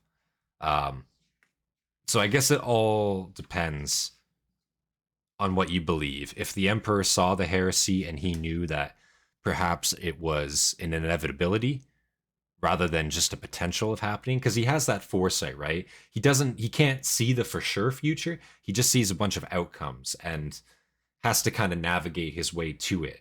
So it's hard to say for me right now. In the Imperium's royal courtyard, the Emperor descended down in a thunderhawk to the surface, but an imperfection, an error was caught, as Garudo had failed to respond. The deeply coded language voxed into silence. Atop an angled roof, overlooking the landing pad, a figure Oh no, lay Hobbit. in watch, a All good, man. threat, donned in the Custodian's own golden auramite armor. Constantine launched himself at this imposter, like a golden thunderstorm, his personal Apollonian spear lashing with tongues of lightning. Despite his size, despite the bulk of his armor, He moved as smoothly as a dancer along the narrow ridge. He was the Emperor's greatest champion, Terra's mightiest warrior, and peerless in combat. A duel broke out. The two enormous figures matched each other blow for blow. Something too fast for the mortal eye to see. A contest that was broken apart just as quickly as it has started, as Malcador the Sigillite told them both to stand down. Damn. Constantin asked this intruder who he was. The large superhuman responded, "I am Alfarius, one of the primarchs," donning the armor and personal weapon of his fellow custodian, Garudo. Only Garudo's death would have allowed this Alfarius access to his equipment. Damn. Each custodian was a genetic masterpiece, a work of science and art, each one of them the Emperor's finest, who accumulated names as they achieved and accomplished in the Emperor's name. Constantin himself had achieved nearly 2,000 names, Jesus. each etched onto the inside of his own custodian armor. The loss of You know, back in like medieval times when you had to like establish like everyone's like rank and title before you like actually address them by name. I imagine like he walks into a room, he's got like some like little squire with a fucking scroll just like full of names, and he's got to like list off all 2,000 of those before you can say, and then Constantin Valdor, you know, Christ. I believe he planned for it, knowing that the heresy was doomed to happen no matter what he did, and chose the best outcome for mankind. That's fair, that's fair. Not all Primarchs were going to make it to the end of the Great Crusade, but he did make 20 rooms to retire to with his sons after the great work was done. That's interesting. So he did plan on actually working with them after the Great Crusade was all said and done. I guess just Horus kind of threw a wrench in that. But again, it just makes me think, like, again, some of these guys, like, you know damn well, you can look at them. They're spitting upon your name quite actively as they meet you. Like, they hate your ass, like, instantly. And you're doing no favors for them. They have no reason to be loyal to you. They just met you, and you're expecting them to go out and conquer for you in your name. Maybe he did like plan on working with them after all was said and done, but I feel like at that point it's almost too little too late, you know, like goddamn. Maybe again, maybe that's a hot take, but damn, you know. each etched onto the inside of his own custodian armor. The loss of Garudo, a loyal servant of the Emperor, was a magnanimous loss, and yet here he stood, Constantine's first interaction Erebus with a fucked up Primarch, everything. in the armor of a murdered brother. Interrogating this Alfarius, he revealed his purpose for his actions, to expose a weakness in the security of the Imperial Palace, a protection that needed to be impregnable, and any amount of sacrifice in the name of the Emperor's protection was worth spilling. Though that did not mean he liked it. Constantine understood that Garudo's death may have been necessary. Wow. So they're instantly justifying his death because he showed up and he was like, yo, bro, your shit's actually really weak. Yo, I just got in, so I was killed your boy to make a point that your shit's just it's not up to snuff, you need to do better. This is the Emperor's Palace we're talking about here. And he's just like, yeah, that's fair. I got you. Actually, like, what? That's awesome. Constantine understood that Garudo's death may have been necessary. He accepted it, but he was not devoid of all emotion, and still felt kindred for his custodian brothers. The way he picked up Angron and Mortarion was on him, not an Erebus. Exactly. Like, if it wasn't Horus, man, like, Angron at some point would have 100% just been pissed off enough to rebel, I feel like, just by himself. Maybe that's a hot take again, but I feel like, yeah, he had enough hatred for the Emperor himself that somebody, one of them at some point, was probably just going to do it, And Mortarion too, like, what happened to him, like, didn't really need to happen. Same with, like, Logar in a sense, Alfarius went further, saying that Constantine could not think like an enemy of the Emperor. His mind was forged with unbreakable loyalty. He could never choose to betray the Emperor, even in thought. A weakness their enemies could exploit. It would be that weakness. It would be this attitude to war, treating it like a dark game, that led Constantin to develop a way to fortify the palace from threats of that nature, creating the Blood Games, a contest, poising the Emperor's own custodies against each other in a contest to reach the inner sanctums of the palace. The lesson had been important, as well as for the fact that this Primarch, Alfarius, had the potential to think like an enemy, something that only stoked the cautions of Constantin. After centuries of work, origins armoured in steel and leather to brilliant Oromite gold, Constantin stood at the side of the Emperor. Terra had been unified, 20 legions of the Adeptus Astartes created, and an alliance with the Mechanicum of Mars. The vision was coming to fruition. Damn. The Emperor of Mankind declared the birth of the Great Crusade. Enormous armadas launched from Terra, venturing into the cold void of space to conquer the galaxy. At the Emperor's side, Constantin began to battle upon countless worlds. So I wonder how he... Somebody let me know, I'm sure you guys know more than me. I wonder how he broke the news, the Emperor, broke the news to everyone that they were going to be working alongside the Mechanicus. Like, I'm assuming that Malcador probably had a pretty big role to play in all that, I would assume. But maybe that's incorrect. I know the Mechanicus was watching Terra's progress for quite a while, and watched him basically conquer Terra, like, unify it back in a sense. And that piqued their interest. So I wonder if the Emperor purely was behind that treaty, or if it was Malcador more so. Was just kind of like, yeah, you kind of need them. Because we know, like, the Imperium, the Empire as we know it, it would not exist without Malcador. So, very key player there. Angron, Mortarion, Logar, and potentially Kurz would likely have turned out on their own eventually. Yeah, maybe Perturbo too. I agree with that.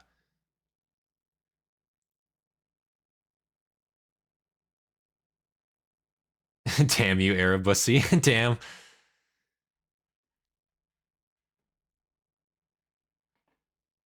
At the Emperor's side, They viewed him as a Christ-like figure, the began to Omnissiah. battle upon That's count- right, I forgot about that. Yeah, the Mechanicus viewed him as the Omnissiah. That's right, the avatar kind of sense, the embodiment of their god, their machine god.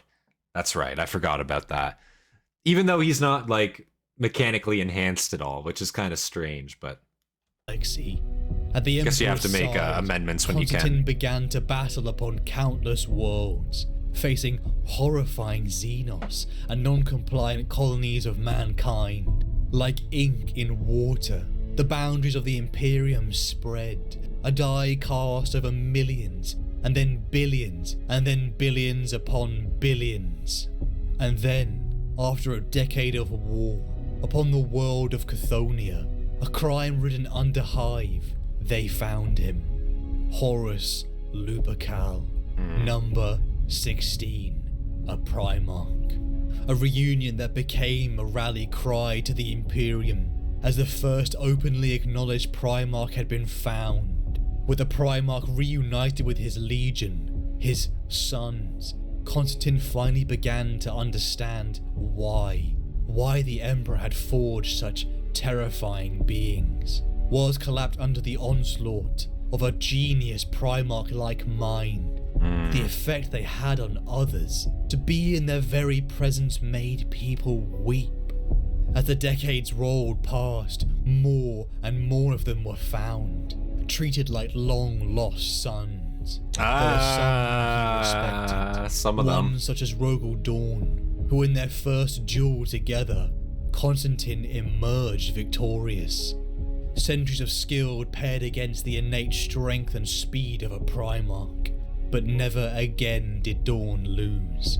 These Damn. creatures learned fast.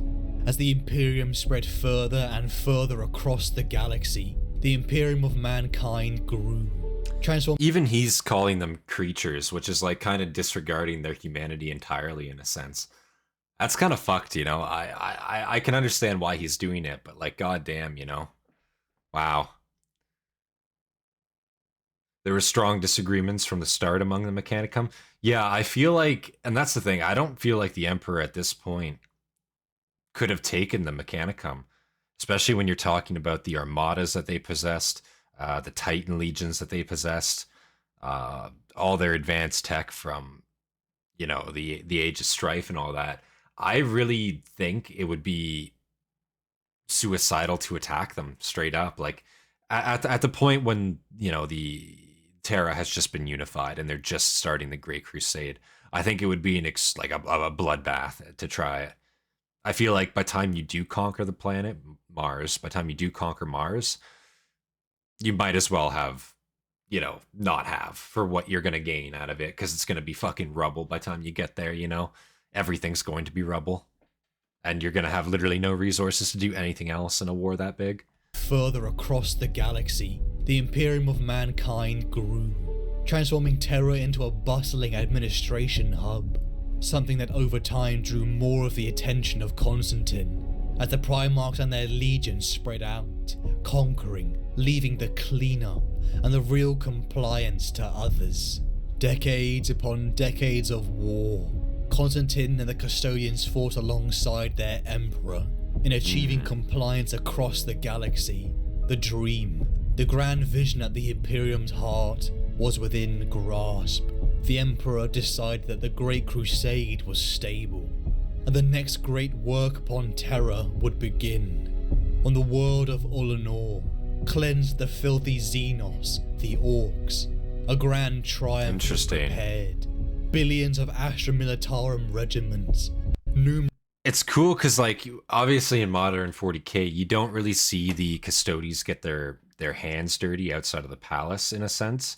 But during the Crusade, they're the Emperor's bodyguard. The Emperor was out there crusading. He was out there getting shit done with the Primarchs, right, in the early stages of it. So it's very cool that, you know, armies of Custodies were just out there mobilized around with the Emperor. I think that's awesome.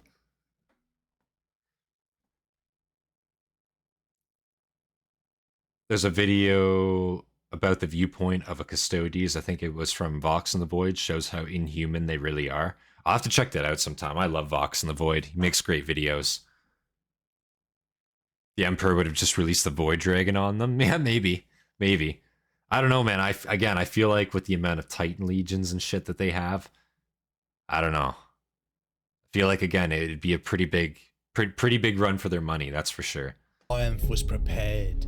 Billions of Astra Militarum regiments, numerous Astartes legions, and their Primarchs stood in parade. Constantin stood at the side of the Emperor as billions wept at the majesty of such a perfect being. Constantin saw his king, that his attention was required upon Terra, and that there would be a new head of the Great Crusade, the War Master Horus Lupercal, the 16th, the first found and favoured son. A new era had begun, with Constantin following his emperor back to the Void Dragon has control over machinery? Never mind then. Goddamn. That's pretty OP. Inside Holy the innermost sanctums of the Imperial Palace, deep below the incredible technological masterpiece that was the Golden Throne, the work escalated. Crafted in a time lost to history by a species long forgotten, a shimmering, disorientating, vertigo-inducing tear into another realm was open. The webway, the mirror dimension highway, the grand plan, the future of the species lie ahead. But fate is never so kind. Magnus's folly. Titans can't do shit against the large shard of the Void Dragon. He even released it against one of the worst. He even released it against one of the worst wars they had during the Great Crusade. Interesting. So, like, again, Void Dragon can control machinery, so I'm guessing that would make a Titan pretty fucking inert if ever they were to go up against them. Does he still have control? Well, I guess the Emperor is on the throne, so probably not. But do they still have that Void Dragon interned on Terra? Is that still there?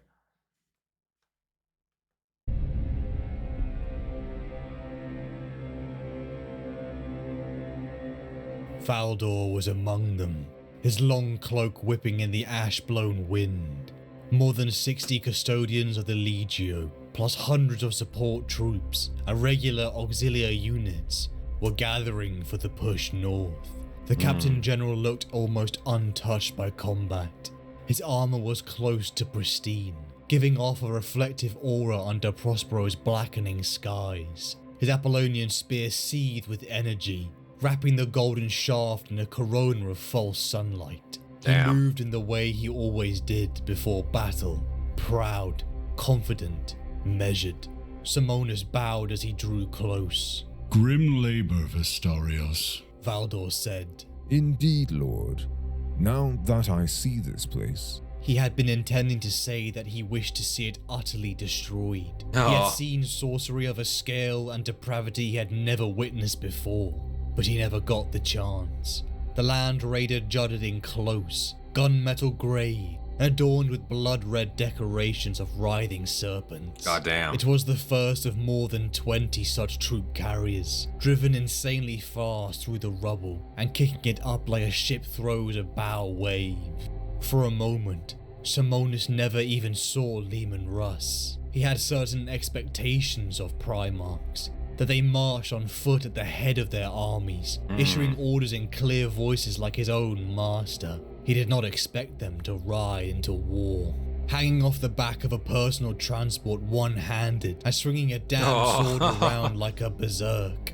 Constantin! Russ cried out, throwing himself from the still racing Land Raider and crunching He's just heavily fucking to the hanging ground. there like... His blade, the one Imperial Goddamn. scholars called Baal Knight, but one which the wolves themselves called Mjolnir, gleamed with malignant silver-white spitefulness. The Wolf King marched up to the Captain General, pelt swinging about him. Other warriors jumped down from the skidding Land Raiders, Varingiar Terminators bearing axes and frost blades. Their liberally bloodied armor hung with fur scraps and bone totems. Valdor waited for him, flanked by his own honor guard. The Custodians were taller than their counterparts, and no doubt more accomplished in some of the finer arts of combat. But there was something in the Varingiar's latent menace, bleeding from them with every swaggered move, that chilled the blood. What took you so damn long? Russ demanded, Damn. hooking up a gobbet of spittle and loosing it on the ground. He went helmetless, the only one of them there who did. A statement of Very cool that he's interacting with all these primarchs in his own way. He's getting to actually like see it firsthand for himself. Obviously with this extraordinarily long lifespan he has too. But what was this? It was I think it was what, G-Man they met first, and now Russ, maybe it wasn't G-Man, I forget. But either way, yeah, no, he's getting to meet all these different primarchs. He's getting his own interpretation on them, right? I think that's really fucking cool because like he's getting a test for all of them. He's getting to see why the Emperor is placing so much faith in these creatures, as he calls them. Man, very interesting. He went helmetless, the only one of them there who did. A statement Touching of spear arrogant tips. confidence that struck Simonis as borderline crazed. We've been killing witches without your sisters to blunt their fangs. Damn. Valdor stiffened a little. It was your wish to engage first, Lord. He said. True. Russ laughed. There was a strange light in those bestial eyes. Simonis thought he looked half mad. True. But you took your time when the order came. Order. No living man gave the Captain General an order, Yeah, what? save the one who had created him. Our True. landings are completed. Valdor said calmly. We advance on all fronts, and the Knight Commander's sisterhoods are deploying throughout the city. Russ growled low in his throat, a sound that made Simonas' spine tingle. This will throttle them now. This will crush them. Hell's eyes, I have learned to hate these bastards, but still he eludes me. Is he even on this world? Asked Valdor doubtfully. We have detected nothing. Russ drew up to Valdor then. He was a little shorter, much broader, his armor stained and smeared where Valdor's was pristine. Oh, yes. He hissed, smiling in a disconcertingly feral manner. I can smell him now. I can smell him hunkering down in his own filth. Damn. Fearful of me. Valdor remained unmoved. Even now, I would see him taken to Terra if it could be done. I would wish to know why. Russ laughed, a coarse bark that sent more spittles flying into Valdor's faceplate. You're still clinging to that? Ha! He turned away, swinging his great blade casually. I've known since I first saw this world that we would face one another. I did not come here for prisoners, Constantin. Damn. If my father had truly wished for such, he would not have sent me. It's also cool to see like the direct comparison here between a Custodies and like an Astartes, Primarch in this case, Leman Russ. One has emotion, one's talking crudely, he's talking bluntly, he's talking with emotion. The other does not give a fuck. He's here for results. He's here to do his job. He has not been told to do anything. And at the end of the day, he doesn't really feel compelled to take orders from a Primarch, which is like, or even take shit from a Primarch, you know? Like, he's speaking in a calm manner. He's not dissing him, but he's also not really reciprocating, like, you know, his command in a sense, or what he said. He's just simply going about his own path, like what he thinks, you know, needs to be done. I think that's really cool, you know. They're obviously working together still in this sense, but just to see the stark, like, comparison between the two, just how they act, their nature, you know. You were not sent alone, Lord Russ. Russ glanced back. Yeah, the Primarch is also a Viking. Yeah, it's a pretty unique one to meet and contrast to, I'll be honest. He laughed again. You have the power of magisterium and wish to cling to it. Russ paced back to him again. He was always moving, restless, like a tempest bound up inside the sham form of a man. Don't try to invoke the Lex with me. You claim to speak to my father, but you're not his blood, are you? Not like we are. That's what really gets you, isn't it? You're his instruments. He'd toss you aside in an instant if he cared to. We, though, we're family.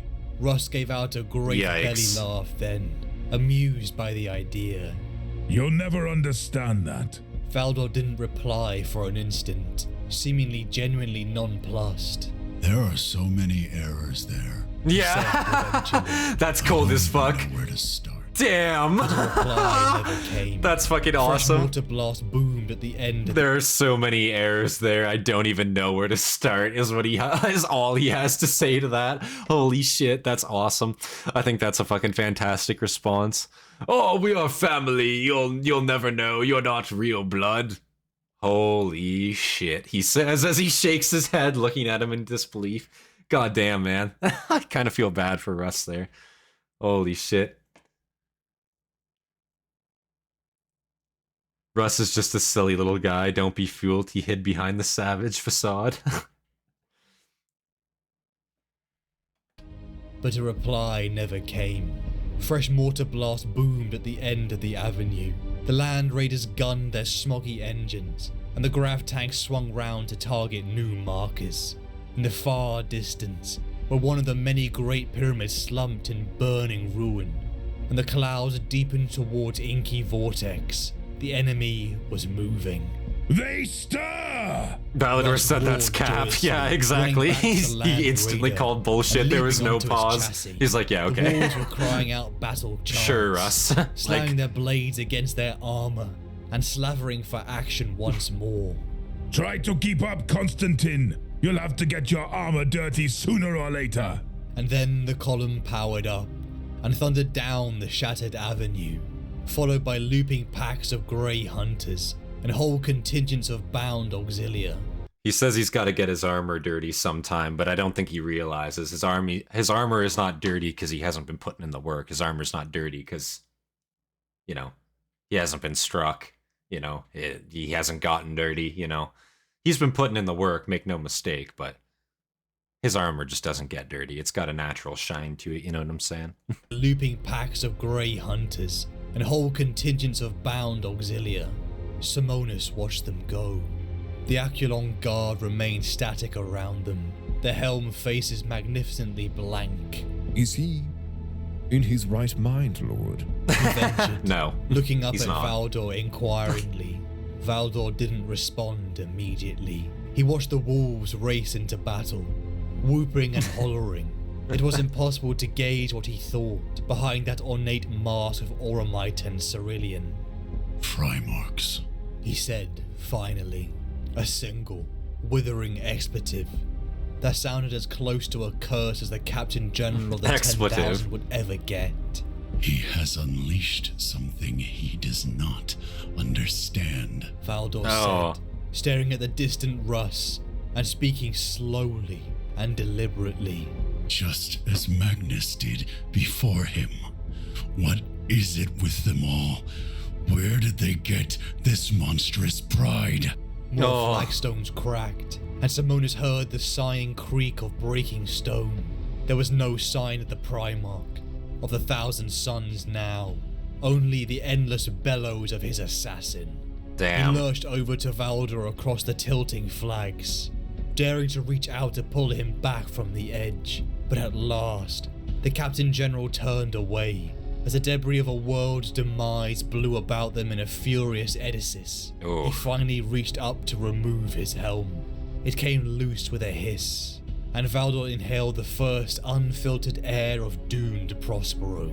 The Captain General Smells like was shit. furious. Never before had Simonis witnessed such raw anger on that normally implacable face. They are the architects of this. Valdor said, speaking to the storm. All of them. He turned to look at his thrall. It could have been prevented. Yeah. Yet when the hour came, we merely watched them being born. Wow. 2 centuries of Definitely sounds like Valador's having some regrets there about the Primarch. Obviously, he didn't really have a say in their creation. And nor would he have, like, probably the foresight to know, like, just how much of, like, I guess, just how arrogant they're going to be, like, just how prideful they're going to be. And I think that's a trait that pretty much every Primarch seems to have, is their arrogance. They definitely keep that from the Emperor, for sure. Even though they're all unique in their own way, they all definitely maintain some degree of arrogance, of the, like, I'm better than you kind of attitude, you know? Maybe that's wrong. The only one that doesn't really seem to do that is Vulcan, to my knowledge, or was Vulcan. I guess, depending on what you believe, I suppose.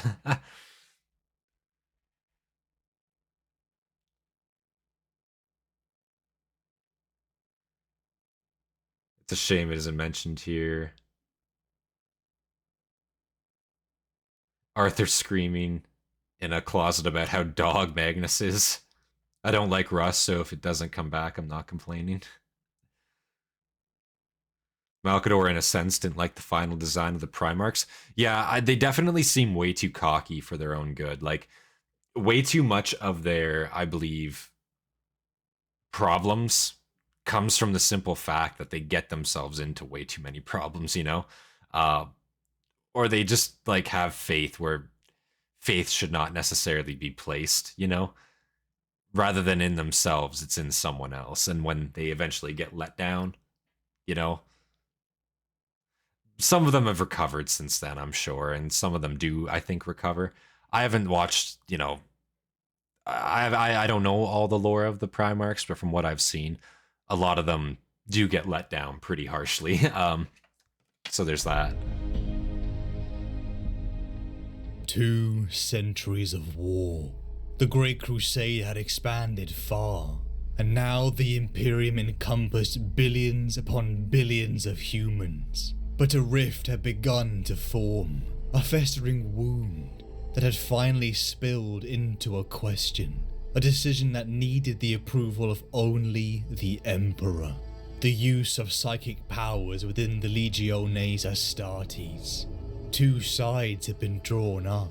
The pro-psychers, Magnus the Red, Sanguinius, and Jegatai Khan, versus the anti-psychers, Leman Russ and Mortarion, and in part, Corvus Corax and Rogul Dawn, others refusing to take a side. The grand debate for the future of those who manipulated the powers of the warp was overseen by the most powerful user of that art, the Emperor of Mankind. The EMP horror of mankind. Constantin Nice. Valdor, no judge, but a loyal guardian. I think I like that name. Constantin himself did not feel strongly for either side. He had seen the misuse and danger of this power during the Unification Wars against the vile, self-declared priest king Mollard Sen. The connection to the warp, that realm of madness, left him cautious of the influence of the great enemy, the gods of chaos, that had ripped the primarchs from the palace centuries ago. And yet his lord, his king, was a psyker.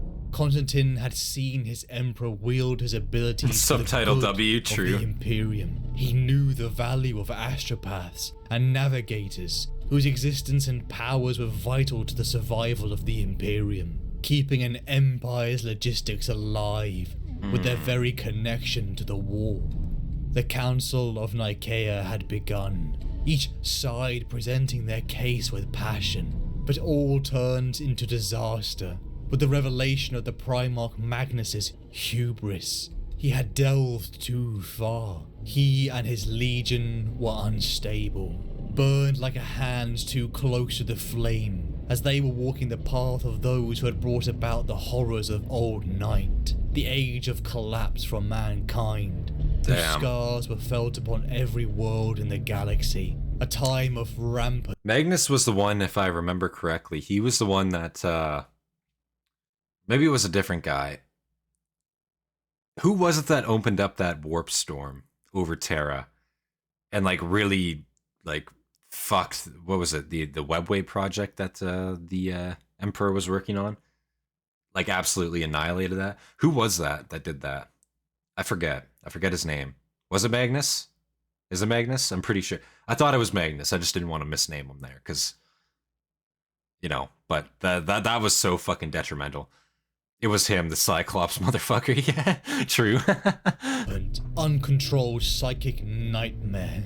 Constantin saw the matter put to a close as the Emperor declared the Magnus, banning but of that came after psychic Nicaea. powers within the Magnus Astartes screwed regions, everything, yeah. A decision whose consequences would ripple across the galaxy. Magnus the dud. Constantin and the Emperor Good one. returning back to Terra, the great work continued. The Webway portal beneath Terra had been opened, its winding routes conquered and claimed under the banner of the Imperium. That was Magnus, yeah, okay. Alien place, its shifting, misty walls, its acrid smell, and the echoes of ghosts haunting the shadows and periphery of eyesight. Constantin, alongside the Custodies and members of the Adeptus Mechanicus, quickly garrisoned a long-ruined Eldari city, its inhabitants long dead to an age almost lost to time. But this seeming path of victory turns to ash in the Imperium's mouth, as after years of building these foundations, it all came tumbling down. Damn. At the side of his Emperor, Constantin saw this figure of raw, hot psychic flame burst through the webway, all the way to the steps of the Golden Throne itself. The psychic wards the Emperor himself had placed, shattered. The figure with one baleful eye exhibited a startling panic as Constantin and his brothers began to fire upon it, their shells passing through the apparition. Damn. The palace began to shake, and equipment exploded, taking an untold number of lives. The figure in psychic fire looked to the Emperor, and in those eyes that had seen countless suns and civilizations die, he answered him, Magnus. The panicked, miserable primarch answered, "Father." Behind the projection of Magnus, a tide of laughing, unholy, vile sounds rushed like a tide. Constantin, the Custodies, and the Emperor charged the demons. Magnus's breaking of the psychic walls. Very cool that the Emperor himself was present for this and was with the charge, you know? Goddamn.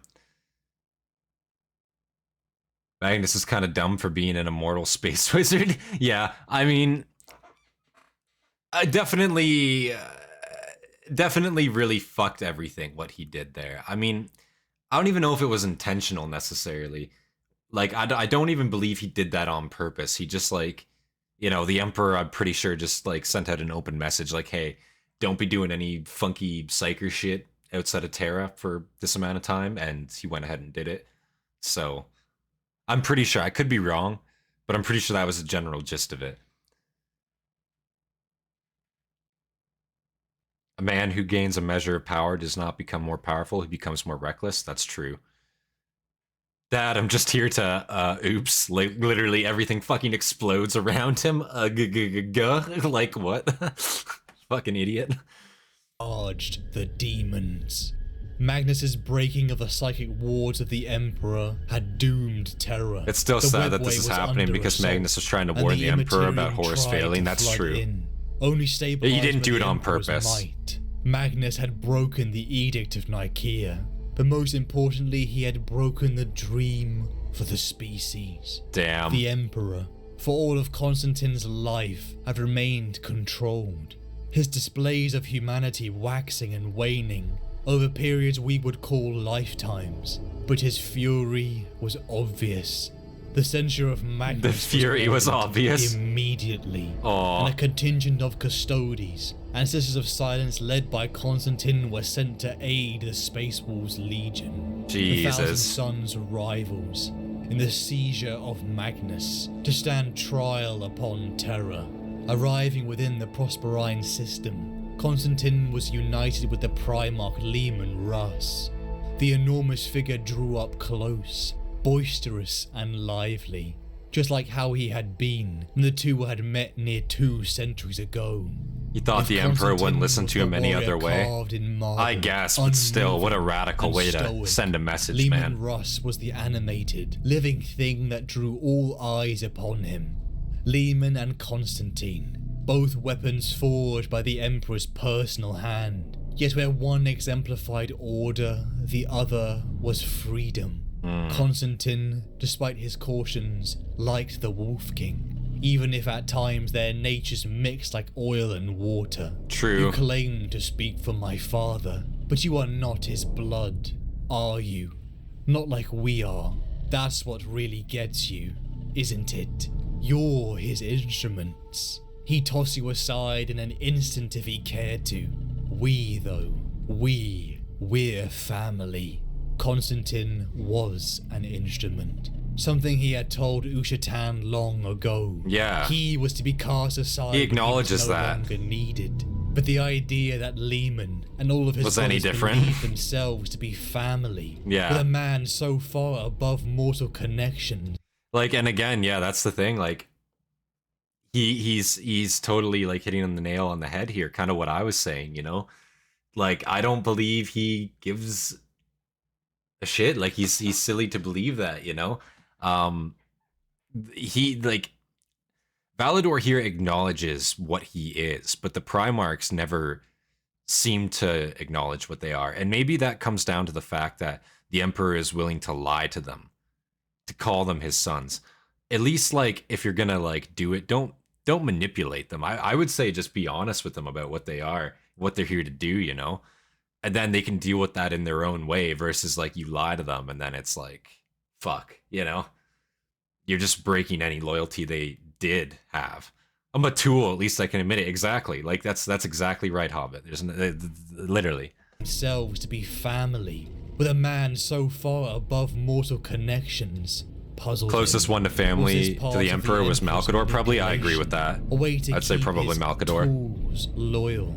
or a display of his rare humanity slipping through. More of a good friend, yeah. Constantine was bonded to Leman Russ in a way he was not with the other primarchs. The Apollonian spear, one of a pair alongside the Dionysian spear, gifted to Russ, both forged by the Emperor's hand in the Age of Strife. Damn. The Apollonian spear was gifted to Constantine at his ascension to the role of Chief Custodian. Each foe struck down by the blade, their very soul, their core being would flash through Constantine's mind in an instant. Damn. Each conflict, where thousands upon thousands died at his hand, he left feeling like he knew every one of them. Kojazu, Ushatan, That's kind of fucked up, corrupted though. Terran zealots, Xenos, all laid bare before him. It was a gift from his lord, an augury into other lives that kept the threads of his own humanity together. I imagine over time, though, that would maybe drive a motherfucker crazy. If you're fully, what's the word, submerged into somebody's thoughts right before they die, especially if it's like a radical force. Like, I imagine that could have a very detrimental mental effect on you over time, over periods. And again, when you're killing thousands of people in a battle, a single battle, like, holy shit. I imagine mental deterioration could happen potentially very quickly. Obviously, these guys are stalwart in that regard. They're, you know, Custodies. I'm sure they have mental barriers out the ass. They're made for that type of thing. But also, like, goddamn, you know. Augury into other lives that kept the threads of his own humanity together. He was a man. Despite his transformation, his humanity was too precious to lose to indifference. As the forces of the Imperium were set to loose themselves upon the Thousand Suns, new orders had come in from the War Master. The judgment had been changed to annihilation. The planet burned, and the wolves of Fenris roared.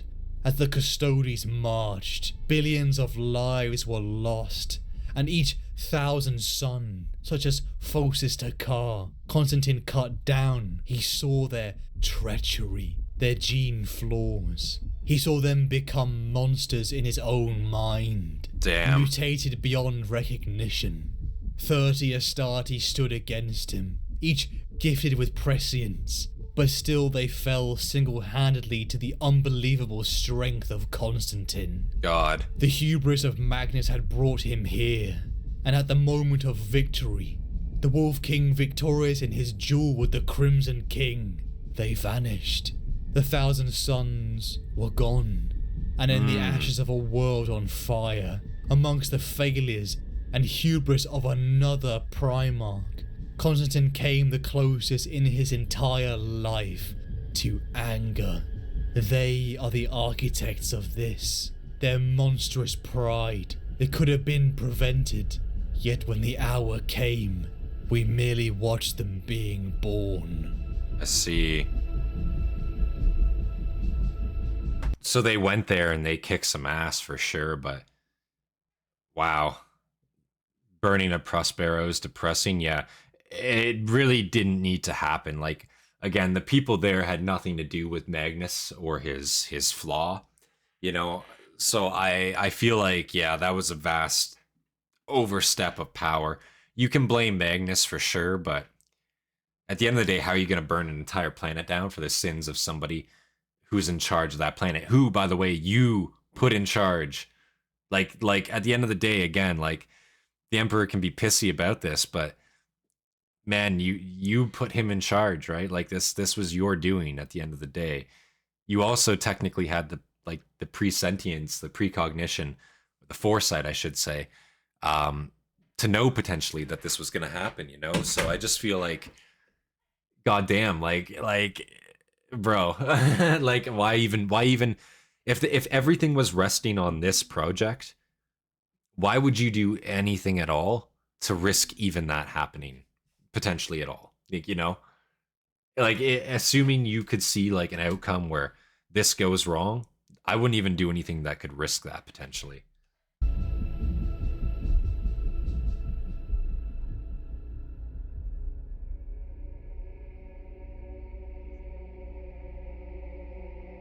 Men ought either to be indulged or utterly destroyed. For if you merely offend them, they take vengeance. But if you injure them greatly, they are unable to retaliate. So that the injury done to a man ought to be such that vengeance cannot be feared. The Battle of Prospero had ended in disaster.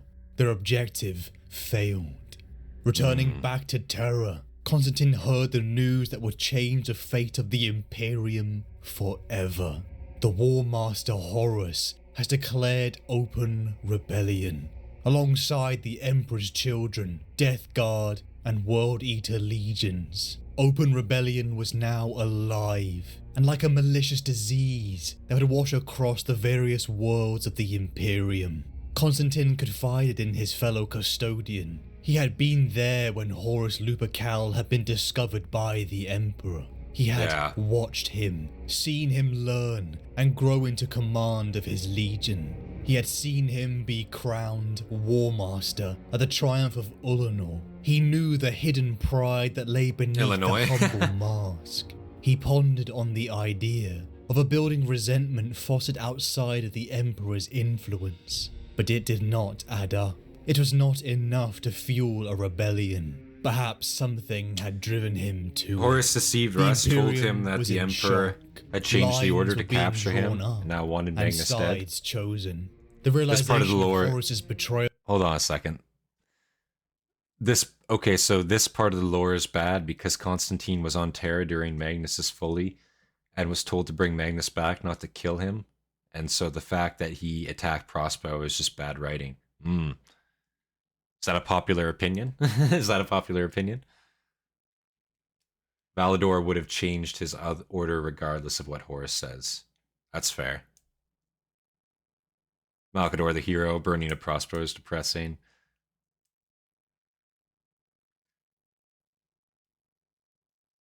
Horus believed he couldn't turn Magnus or Russ, so he hoped both of them could be destroyed, unaware Zinj have been manipulating Magnus like a fiddle. Interesting.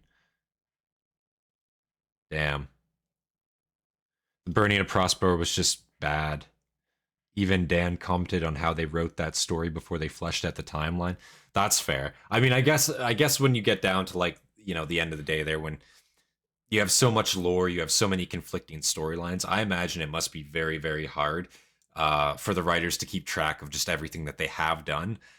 Man, like, I can't imagine. So, and then, like, once you have it written, right, you can't really just go back and change it like that, because then you're changing the full, like, headcanon of that story. I imagine that could be a massive pain in the ass. Triumph of Illinois, yeah. Triumph of Illinois. And sides chosen. The realization of Horus's betrayal had called into question the burning of Prospero. Billions had died, and a legion had been destroyed on the false orders of the War Master Horus. Constantin had seen their corruption, their genetic faults rupture through the thousand suns as they delved too deeply into their psychic powers. But the fact that their destruction was architected by a traitor pained Constantin. With the return of the primarch Rogel Dawn to Terra, preparations for defense and retribution was enacted. With much of the Empire... Yeah, that's right, because they thought initially that Magnus was the one who was rising up in rebellion because of what he did on Terra, right? But at the end of the day, he was just simply trying to warn them that that was happening. And then Magnus actually ordered Horus actually ordered the destruction of them, which is super fucked. Yeah, I can totally understand how everybody involved would be super salty with that result. Preparations for defense and retribution was enacted. Russ and the Space Wolves committed a lot of war crimes in this battle. Damn. Under assault, underneath the Imperial Palace, the war in the material was left to Dawn and Constantin. 7 legions were sent to bring these traitors to heel, to rip them out of their hole on the world of Istvan 5. Constantin had always been cautious of the Legiones Astartes. He found those feelings more and more reinforced when the further disastrous news reached the throne world. The Night Lords, Iron Warriors, Word Bearers, An Alpha War Legion crimes are had subjective? turned Yikes. upon their allies. Oof. 3 loyalist Uh-oh. legions had been decimated, their primarchs missing. The Battle of Isfahan 5, one of the bloodiest, most mind-numbing, We love war cacophonous crimes, battles uh-oh. sent the Imperium into disarray. Constantin and Dawn began to lock down Terra and the Sol system, preparing for the battle now that would inevitably In 40K, come guys, to in their 40K. doorstep. Constantin knew the capabilities guys. of Horus. His first Right. meeting with a primarch, Alpharius of the Alpha Legion, had taught him a lesson. He needed to put himself within a traitor's mind to understand. Good times rhyme with to war understand crimes. How to fight like them. Terror, already under Oh, the no. watchful gaze of the Custodians, blurred the line into a surveillance state. The probability of spies for the War Master lurked in the shadows. Many people and worlds had been forcibly Geneva confined suggestion. into the Imperium sphere, and there were plenty who had no love for the Guys, this is a serious video, serious conversation. We're talking about the annihilation of races here, and I'm seeing Geneva suggestion in the comments, bro. Like, what? That shit cracked me up. War crimes doesn't comply for Xenos and heretics in 40K. That's true. Yeah, that was a good one, Hobbit. That was a good one. That fucking cracked me up. I like that. into the Imperium sphere, and there were plenty who had no love for the Emperor. The galaxy began to Fuck. burn as the traitorous forces began to spread out like dark fingers, shadowing worlds under their vile grasp. The Imperium was falling apart as various warp storms began to cut off whole sectors, making communication impossible. It was becoming clear that there was something more to this rebellion. Just as Constantin had suspected, there was a dark benefactor to the War Master's actions. Whispers of vile rituals, human sacrifice, creatures of nightmare that Oh, did no. not seem like Xenos. The great enemy, the gods of chaos. The secret known Those only aren't to real. the triumvirate of the Emperor, Malcador the Sigillite and Constantin Valdor. But now the secret was out, and the fury of many such as Dawn was ferocious. To be kept in the dark against Damn. such dangers, they had prosecuted a war, the Great Crusade in the name of the Imperial truth, bringing humanity across the stars out of the darkness, away from the ignorance of mysticism and the enslavement to belief. And yet there were creatures in the warp, entities that called themselves gods, creatures that answered the prayers of the desperate and cruel. The truth had become evident to the Emperor, Malcador and Constantin, that this was a war for the species, for its very soul. A war against We're in it for the enemies that would species, use boys and every girls. foul It's simple trick in the numbers. book. They have more. Constantin began to take the steps necessary to fight that war. Within a dark corner on Terra, Constantin, draped in robes and hiding his identity, made his way into one of the Imperium's most inner sanctums. There he met with perhaps the most dangerous men and women within the Imperium, the Officio Assassinorum, Ooh. chemically and genetically altered killers, crafted and armed with technology beyond the reach of most within the Imperium. God An damn. order who had operated directly under the Emperor, a necessary tool, for some enemies could not be reasoned with. I Appearing guess so. before the Assassinorum Council, it was Constantin who became the architect of a plan to deal with their enemy, a united task force from all sub-schools of the Order, working in tandem on one target. Murder Horus. Lupercal. Yeah. Men ought either to be indulged or utterly They're fucking assembling hit team Horus over here, boys. Like, holy shit. Like, I imagine, like, the scale of this assassination attempt on him probably was fucking, like, fleet-sized, in a sense, you know? Like, because, like, how do you quietly assassinate Horus Lupercal? Like, I don't think you can, you know? I think you definitely gotta, like, take him out while he's, like, in battle somewhere, right? Just, like, brazenly, like, you gotta just take that shot, you know, as quick as you can.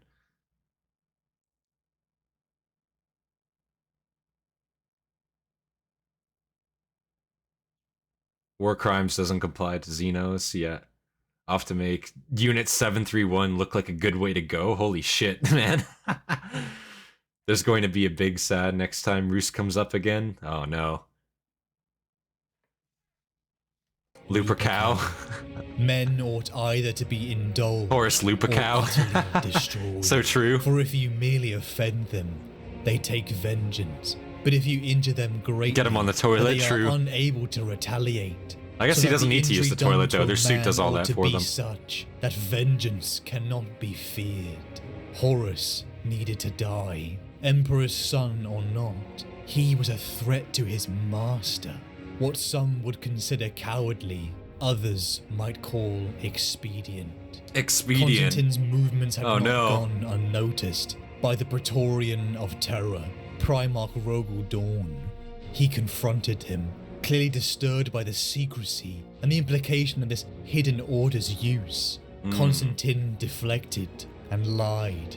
He was used to the lies. He had hidden truths from Candlewire, just like now he was lying to Dawn. Lies did not offend him, because he trusted that if he was not told, then he did not need to know. An utter acceptance that bristled against Dawn, who was preparing a mighty To be defense fair- against forces he was told was a lie. Like, to be fair, it's not Constantine's responsibility, I think, to tell him this information. That being said, if he is organizing the defense of Terra, I think it pertinent that he does now. But I don't believe it should be up to Valdor to be the one to tell him all this, you know? Like, I don't think it's his responsibility at all. He should know it, but he should already know it. That's true. And I don't think he should go out of his way to tell him because, yeah, as he says, it's not his place to do so, you know? I think that makes sense. The protection of the Emperor was Constantine's goal, and he would employ any method. He would utterly destroy his master's enemies, so that Also, guys, because we haven't plugged it, all video we haven't plugged it. If you're not in the Discord, come on down, join the Discord, guys, and make sure you leave a like if you're enjoying the content so far. Make sure you leave a like on this video. Get it up there, guys. Gotta do that little plug quick. method, he would utterly destroy his master's enemies, so that the consequences done ought to be such that vengeance could not be feared. Dawn pushed back against Constantine that your first remit is to safeguard the life of the Emperor of mankind above all else. Mine. Plug. Yeah, true. Is to safeguard Gotta get it in there when you the can, man. Imperium. Constantine responded that the two are the same. To Constantine, the Imperium was True, the Battle Emperor, Chicken. the Like and singular subscribe if you vision haven't. at its heart. He could not imagine an existence without him. Did he fight for the man or the dream? Was he even capable of defending humanity from the Emperor? Which would he let die first? The species or the master? The tension between these two demigod-like figures never went away, as Dawn left with a distasteful feeling. Any feelings of shame, any wavering of morality that would run through our minds never entered the rigid, egoless temple of Constantine, as he Damn. left Terra in preparation for the assassination of the traitor, Horus Lupercal. Would you? Dawn's fury was palpable, crackling in the air around him. I'm sure my father is capable of defending himself. And tell me, Captain General, what kind of victory exists in a war like the one you would have us fight? He gestured at the room around them. A war fought from hidden Rogel places out here under sounding cover of arrogant as hell. falsehood. Innocent lives wasted in the name of dubious tactics. Underhanded, clandestine conflicts fueled by secrets and lies. For a moment, Valdor half expected the Imperial fist to rip up the table between them, just so he could strike at the Custodian. But then, like a tidal wave drawing back into the ocean, Dawn's anger seemed to subside. Valdor knew better, though the Primarch was the master of his own fury, turning it inward, turning it to stony, unbreakable purpose. This war Dawn went on, sparing Malkador a glance. is a fight not just for the material, for the worlds and for the hearts of men. We are in a battle for ideals. Damn. At stake are the very best of the Imperium's ultimate principles. Values of pride, nobility, honor, and fealty. How can a veiled killer understand the meaning of such words? Valdor felt Malcador's eyes on him, and the tension in him seemed to dissipate. At once, he felt a cold sensation of conviction rise in his thoughts, and he matched the Imperial Fist's gaze, answering his challenge. No one in this room has known war as intimately as you have, my lord. And so surely it is you who must understand better than any one of us that this war cannot be a clean and gallant one. We fight a battle like no other in human history. We fight for the future. Can you imagine what might have come to pass if Kell and the rest of the execution force had not been present on Dagonet? If this creature's spear had been reunited with the rebel forces? He would have attempted to complete his mission. Come to Terra, to enter the sphere of the Emperor's power, and engage his murder gift, said Sire Calexis. He would never have got that far, insisted Sir Venus. He would have been found and killed, surely. The Sigillite or the Emperor himself would have sensed such an abomination and crushed it. Are you certain? Valdor pressed. You would think the Emperor Horus would for sure. has many allies, but some of them closer than we wish to admit. If this spear could have reached Terra, made his attack, even a failure to make the kill, a wounding even. He trailed off, suddenly appalled by the grim possibility he was describing. Such a psychic attack would have caused incredible destruction. Dawn said nothing for a moment. It seemed as if the Primarch was sharing the same terrible nightmare that danced in the Custodian's thoughts, of his liege lord, mortally wounded by a lethal enemy, clinging to fading life, whilst the Imperial Palace was a raging inferno all around him. Valdor found his voice once more. Your brother will beat us, Lord Dorn. He will win this war unless we match him blow for blow. We must not be afraid to make the difficult choices, the hardest decisions. Horus Lupercal will not hesitate to— I am not Horus. Dawn snarled, the words striking Damn. the Custodian like a physical blow. where do you guys sit on this side of this conversation? What side do you kind of take here? I think Valdor again has very reasonable points. Blow for blow, you kind of do have to match them. I would say the Horus Heresy, they're pretty matched up. Not only that, but when you're a rebelling force, unless you're talking about the complete annihilation of your rebellion, even a white peace is considered a victory, right? So if you're out there as a rebelling force and you're claiming victory, maybe now you want peace, well, you technically won the war. Even if you only broke out of that rebellion with one world under your control and you're an independent force, that's still technically a win, you know? So I don't know, man. It's hard to say. Obviously, with the blow for blow destruction, though, man, like, you're talking about like ceaseless destruction. You're talking about like unwarranted destruction, potentially more so than is already going on at this time. So it's really hard to say, you know. Incapable of lying, brutal honesty. Cybernetic Revolt might disagree with you. It's not about Dorn being arrogant, it's his nature. He's about upfront confrontations, facing them head on, defending against attacks like a rock. Yeah, that's true, I guess. He is Imperial Fist, so that makes sense with him. But I just feel like, again, in this case, you got to take Horus out as quickly as possible, right? Like, that just makes the most sense.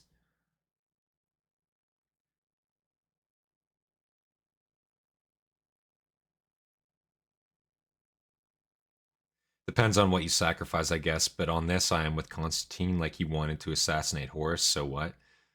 I'm with Russ on this, aka I'm not here trying to assassinate Horus and hopefully not hesitate when it comes for the killing blow and getting horribly wounded. I feel like assassinating him straight up would be a lot less dangerous, though, all things considered, in my opinion there. That's just my opinion, though. But And I will. Enough. The I feel like sending the hit utterance squad was at a him is the best way to lightning do bolt it. Captured in a crystal, shattering everything around it, silencing them all with an unstoppable, immeasurable force of will. Ruggeldorn turned to the sound of that voice, as every man, woman and Astartes in the chamber sank to their knees, each of them instinctively knowing who had uttered it. The Sigillite was the last to do so, shooting a final, unreadable look at the primarch of the Imperial Fists, before he too took to a show of obedience. The question escaped Dawn's lips. Father, The darkness, the great curtains of shadow that had filled the furthest corners of the chamber, now became lighter, the walls and floor growing more distinct by the moment, as the unnatural gloom faded. He blinked. Strange how he had looked directly into that place and seen it, but without really seeing it at all. It had been in plain sight for everyone in the room, even he, and yet none of them had registered the strangeness of it. Now from the black came light. A figure stood there, effortlessly dominating the space. Wow. His patrician features marred by a mix of turbulent emotions that gave even the mightiest Imperial fist a second pause. The Emperor of Mankind wore no armor, no finery or dress uniform, only a simple surplice of grey cloth, threaded with subtle lines of purple and gold silk. And yet he was still magnificent to behold. Wow. Perhaps he had been listening to them all along, yet it seemed to be a defiance of the laws of nature. Interesting that he's not appearing to them here as the Emperor as we know it, clad in golden armor. He's appearing to them simple, like, you know what I mean? I think that goes to show, like, the attitude of the Emperor, not for war, but for, you know, we're on the same side. We need to have, like, you know, constructive talks here, you know? Not a god, guys. Totally not a god. Yeah, shows up out of the darkness in the corner of a room as an opposing figure, blinding light instantly. Everybody drops to their knees. I'm not a god, though. To them all along, yet it seemed to be a defiance of the laws of nature, that a being so majestic, so lit with power, could stand in a room among men, Astartes and the greatest mortal psyche would ever live, and be as a ghost. But then he was the Emperor, and to all questions that was sufficient answer. His father came towards him, and Ruggeldorn bowed deeply, at length, joining the others that had bended the knee before the master of mankind. The Emperor did not speak. Instead, he strode across the shrouds to the tall windows, where the sailcloth drapes hung like frozen cataracts of shadow. With a flick of his great hands, Dawn's father took a fist of the cloth and snatched it away. The hanging tore free and tumbled to the floor. He walked the perimeter of the room, ripping away every last cover until the chamber was flooded with the bright, honey-yellow luminosity of the Himalayan dawn.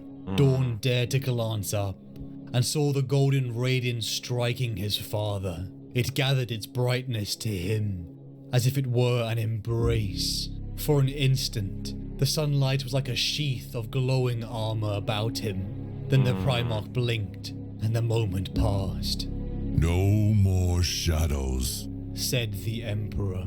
His words were gentle, summoning, and all the faces in the room turned to look upon him. He placed a hand on Dawn's shoulder No more as he shadows. passed him by, and then repeated the gesture with Valdor. no more veils. He beckoned them all to stand, and as one they obeyed, and yet in his presence, each of them felt as if they were still at his feet. His aura towered over them, filling the emotions of the room. Dawn received a nod, as did Valdor. So, very interesting way he did that. Taking off the curtains in the room, letting light flood in there. No more shadows, no more veils. Honesty, I think, is what he's trying to get to here. Honesty. We're going to be honest with each other. But the problem is, right, is like, it's almost too late for honesty at this point with the fuck-ups that you've had. Honesty isn't really going to get you very far anymore, you know? Like, at this point, it's already done. The problem is already started. So, I don't know. What do you guys think about that, you know? Now the assassin squad will be public, much better. Exactly. Literally, he's like, yeah, we're still gonna send the assassin squad at him, guys, but we're just gonna tell him that we're sending it. No more shadows. Horus, we're gonna assassinate your ass. We're coming for you right now. Like, what? Holy shit. That'd be awesome. Wow. My noble son, my loyal guardian, I hear both your words, and I know that there is right in each of you. We cannot lose sight of what we are and what we aspire to be. But we cannot forget that we face the greatest enemy and the darkest challenge. In the depths of his father's eyes, Dawn saw something no one else could have perceived. So transient and fleeting, it barely registered. He saw sorrow, deep and unending, and his heart ate with an empathy only a son could know. The Emperor reached out a hand and gestured towards the dawn as it rose to fill the room around them. It is time to bring you into the light. The Officio Assassinorum has been my quiet blade for too long, an open secret none dared to speak of, but no longer. Such a weapon cannot exist forever in the shadows, answerable to no one. It must be seen to be governed. There must be no doubt of the integrity behind every deed, every blow landed, every choice made, or else we count for naught. His gaze turned to Dawn. Interesting. And he nodded slowly to his son. Because of this, I am certain, in the war to come, every weapon in the arsenal of the Imperium will be called to bear. Well, I mean, at least he, you know, at least he was just like, yeah, we're still probably gonna use the assassins, but we're gonna use everything we have. That being said, it's been my quiet blade for too long. It's your Assassin's League. Like, you kind of want it to be, you know, hushed for a little bit at least, don't you? Like, isn't that the whole point of, like, you know, running a successful assassin's, like, business, you know? This isn't really a business. This is a government-funded assassinatorium, but, like, still, you know? Goddamn.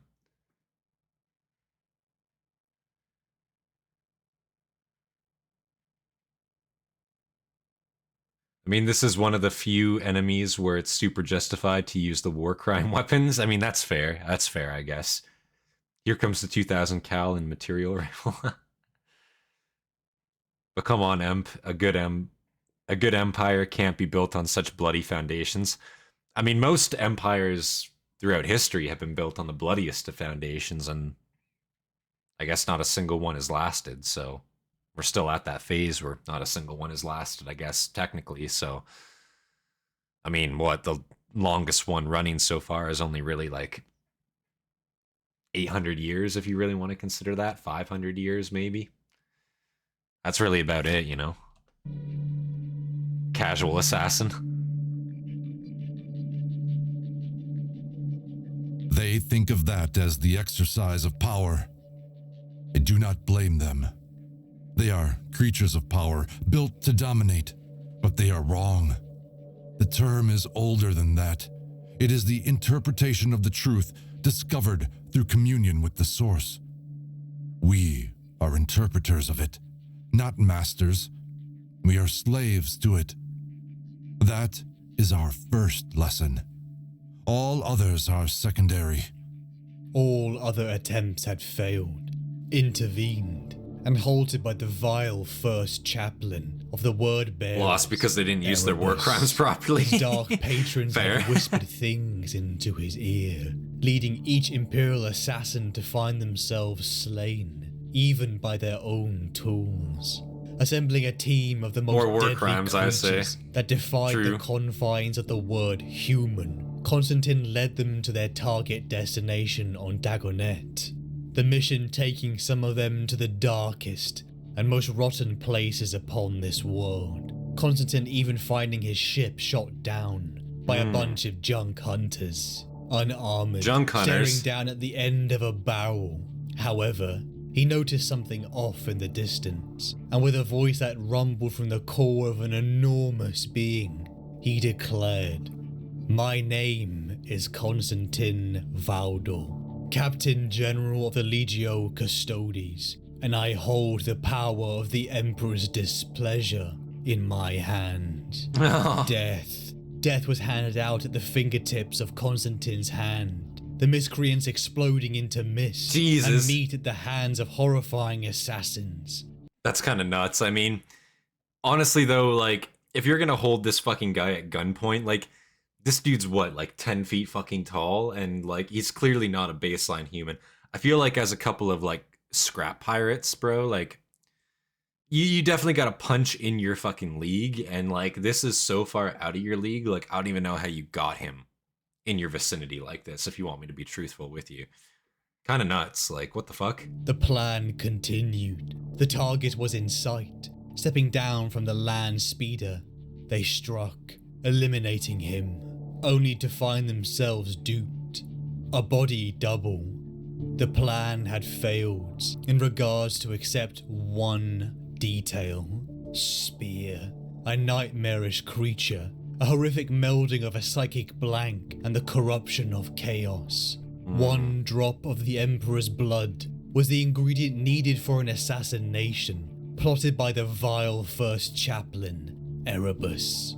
Horus lived, but the anomalous threat was expunged in the attempt. There he is, guys. regicide. Name dropped Erebus. Upon Terra, Constantin met Max with the level ruling versus Assassinorum bandits. Council. Yeah, I imagine it's like fucking a game of Skyrim when you're like, you know, walking past fucking River Run again once you're like level 30, and like there's just some like bitch tier like nobody bandit outside of like a mine just guarding, and you're just like, okay, and you walk up and you just like kill, like do the kill animation on them like instantly with your bare fist. That's what I imagine it's like.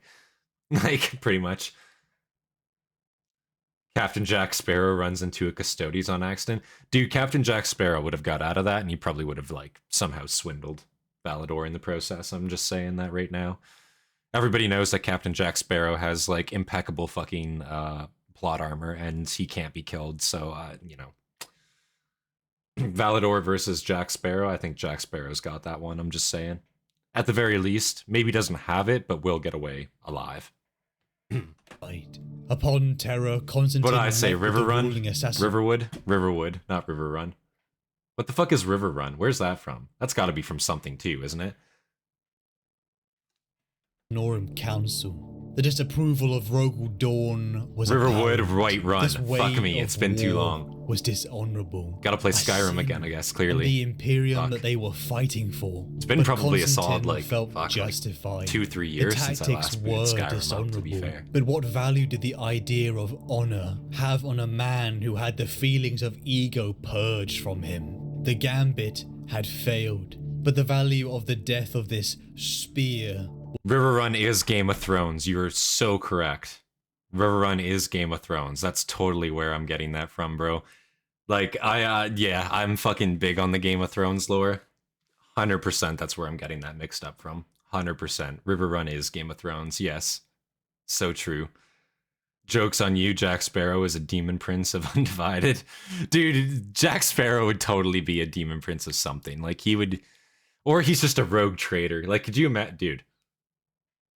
We honestly need to get, like, a rogue trader, Jack Sparrow crossover. Like, straight up, that should happen. Somebody should write some fan lore about that. Needs to happen. I think that would be very entertaining. Seed of House Tully, that's right. That's right. House Tully of the Riverlands. Fuck yeah. The fucking Blackfish, am I right, boys? I don't know, the Blackfish is pretty based, I'm not gonna lie. Ambit had failed, but the value of the death of this spear was immeasurable. It had protected the Emperor. The very idea of their master's death was a sobering moment for all at the table. Your brother will beat us, Lord Dawn. He will win this war unless we match him blow for blow. We cannot. We must not be afraid to make the difficult choices. Bet you could do a Jack Sparrow run, Rogue Trader. Somebody should try it, man. Hesitate. A mindset so at odds with the noble Dawn, it enraged him. The clashing of Constantin, the enslaved weapon, versus the Primarch, who had made a choice to serve the Emperor. But before the argument could escalate, a booming voice silenced them all.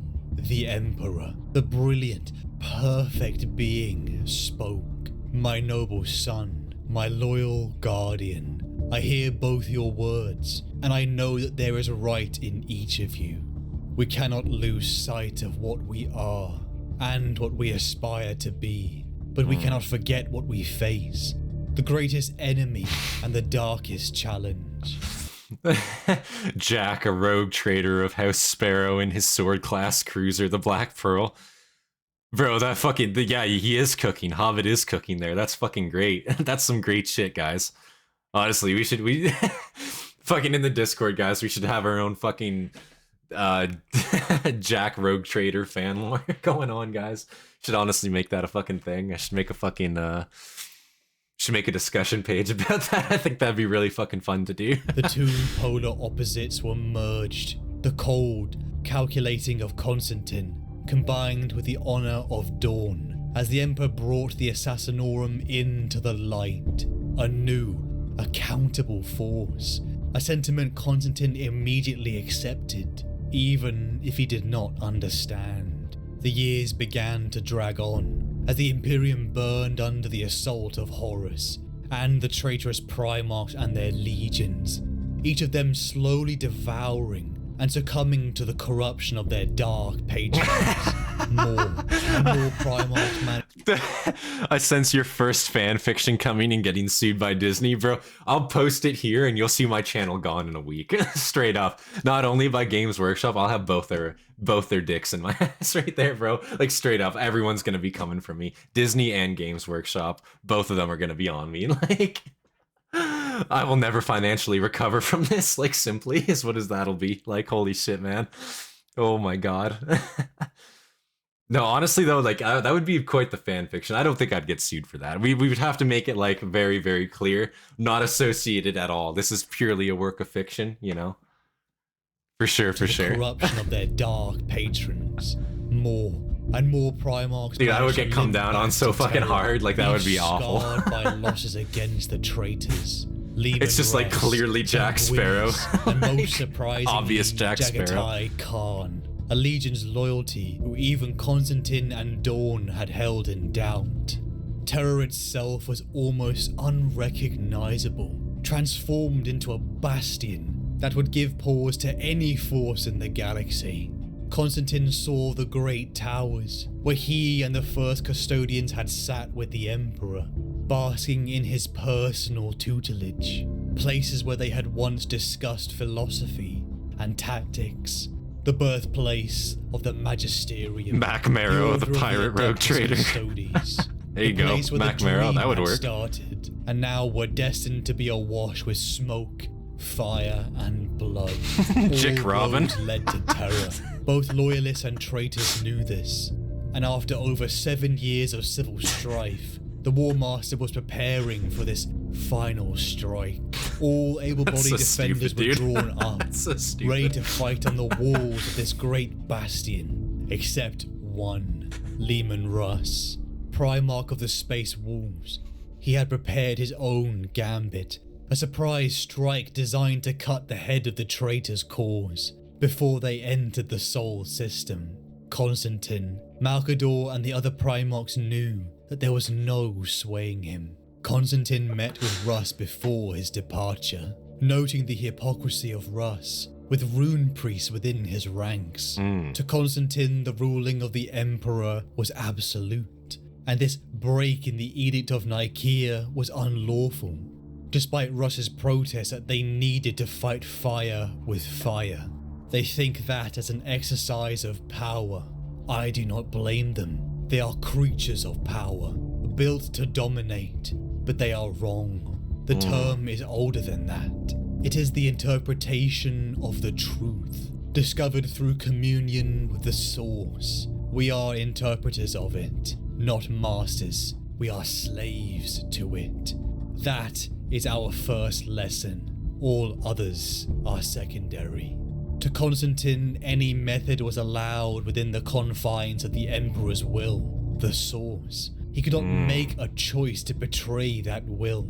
He was a slave to it. He could not enforce any opinion on it, as the psycho-conditioning of his mind snapped his king's will into his own moral confines. Damn. The primarchs, the creatures of power, struggled against those very confines, their own truths struggling to mix with Constantin's absolute. The Emperor, the Magisterium. He warned Russ that Horus would not fall for his barbarian persona. Ooh. Constantin knew the brilliant mind that lay beneath. He disliked the Primarchs. They were the cause of all of this, but a part of him liked the Wolf King. Constantin presented Russ with the reason he had come to him. The Dionysian spear, the other half of Constantin's own Apollonian spear. A weapon that had remained firmly locked with Constantin's grasp for centuries, whereas his counterpart had done everything he could to be rid of his. As Constantin departed, Russ told him that he had to do this. It was his nature, something Constantin understood well. Very interesting that Russ wants no part of that spear. You know, he doesn't give a shit about it. He just wants to be gone from it. Versus like Valdor, obviously, it's his most treasured possession. You know, it was given to him by the Emperor himself. You know, to serve, to protect him, and it's his most treasured possession. You know, I think that's very, very interesting. What's his crew? Are we still on the Jack Sparrow discussion? Guys, honestly, I think that's a fucking great idea. It is a very fucking cooking idea, I won't lie. I like Jick Robin. Jick Robin's fucking good. He gets chased by the homemade Astartes chapter, the Red Cloaks, the successor chapter of the Ultramarines, who hunt raiders, Drukai, and pirates as their specialty. Think we are cooking with something good here.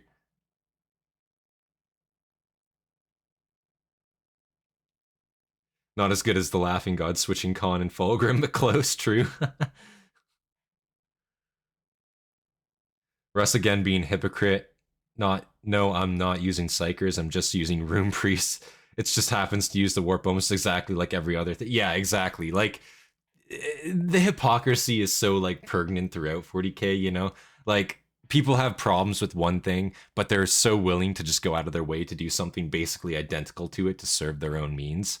But, oh, I'm doing it my way, so that makes it better. It's just, like, the arrogance of everybody, coupled with, like, I don't even know, like, again, I don't even know if some of it's arrogance. It just seems like ignorance, I guess. Maybe that's a better word for it. Maybe ignorance just straight up is the better word for it. That's potentially true. He changes his mind when Russ stabbed himself with his spear, which allowed him to learn the truth about the Primarchs. I see. I don't like magic, says the giant combination of a Thor and a wolf flanked by men covered in glowing runes and werewolves. Pretty much, yeah. Like, I don't know how the fuck that works. Like, brother, you're literally imbued. Like, you look like a wolf. You have fangs. I don't like magic, though. Like, what? Trazyn and Jack Sparrow would get along so well. Dude, I imagine, like, Trazyn would be, like, the number 2. Oh, fuck, what's his name? Barbossa. Trazyn would be, like, Captain Barbossa, dude. Like, they would, like, meet each other, have, like, feuds on occasion, and then, like, meet up and have, like, fucking, like, epic, like, alliance ships, like, halfway through. Like, on Act 2 or 3 or something like that, you know? Totally. They would meet up. You'd have, like, a cameo every so often. It'd be great, you know? And then, like, at the start of the third act, like, Trazyn's just sitting there eating, like, a steak or something, and, like, some, like, you know, like, talking to Creed, eating, like, a steak. He's just like, ah, yes, Creed, I need you to go. Like, I don't know. I'm just imagining some, like, bullshit, you know? Go hunt down fucking Jack Sparrow of House Sparrow. Was his nature, something Constantin understood well. For reasons a mystery to him, The Emperor had made them this way. With the departure of the walls, the fortification of Terra continued. Constantin took his role upon the War Council, as his brothers continued their battle inside the breached webway underneath the palace. The power of chaos had been growing, the assault and tide of demons putting more pressure on the Emperor's enormous psychic might. The 10,000, the mightiest warriors of the Emperor, were being pushed back, their numbers whittled down as they faced the horrors of sentient nightmare. Each custodian who fell was a loss of unbearable proportions. I bet. Each a handcrafted human. Those motherfuckers cost a shitload on the tabletop. Many with hundreds or thousands of earned names. A loss on the mind of Constantin as a shadow of Horus began to loom overhead. Ooh. Yeah, that's honestly a really, really good point that he's making there. Because we see the Primarchs do tons of pushback on the Emperor. We see them argue with him at times. We see other times where, you know, the motive of the Emperor is brought into question. Why are we doing this? You know, it doesn't make any sense. This is going to be sacrificial. And he's really pointing that out here and just showing, like, you know, you guys might be loyal to a T, but, like, you're also one of our most valuable fighting forces.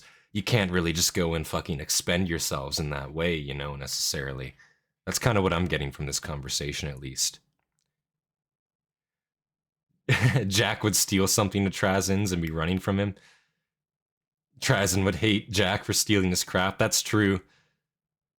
Dude, it would be so crazy. You know, fucking Jack Sparrow's fucking compass? Imagine that's like some archaic fucking like relic from the Age of Strife, and like that's what Trazin's after. That's what he's trying to get right there. It's fucking Jack Sparrow's compass.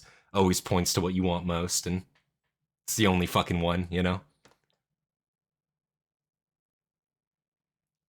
They're still defining the edict. Painting it in the inoffensive shade of Stormseer or Rune Priest doesn't change the nature of the thing.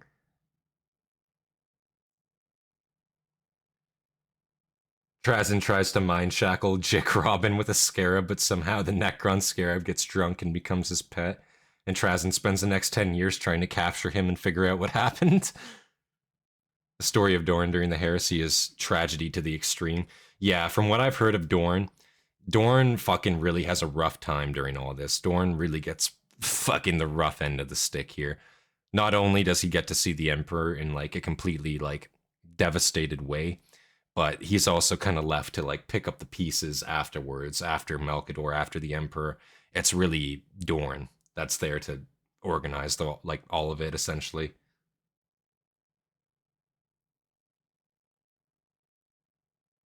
This exemplifies the issue with the Custodies. They say they're the best humanity. They say they seek the good of mankind, but they hate the flaws of mortals, and they are mindlessly loyal to the Emperor. Yeah, which is not something that humanity or humans in general are, right? Humans question things. Humans are flawed, you know? They aren't just mindless drones. So they really are not a good representation of humanity at all, even though they claim to be the purest and the best of humanity. It's a very interesting thought, yeah. He pressed his great on us. At least we were doing. We were building the Empire, while you were musing over the finer points of the law that binds you. We were making decisions over which planets would burn and which would be saved. I'd rather have blood on my hands than book ink. For a moment, Simonas thought... That's extremely disrespectful, given what the Custodies are. And I think he knows it's a fucking cap statement, too. I mean, like, listen here, like, I don't agree with Dorn when he says that type of thing, because he knows better, you know what I'm saying? These guys were there during the Unification of Terra. They've been there for every battle since that the Emperor has fought on. You know, the Emperor, in a sense, owes his life kind of to the protection of the Custodies, in a sense, right? So for him to just dismiss them like that and basically call them bookkeeper librarians, kind of bullshit, you know what I'm saying? Like, damn.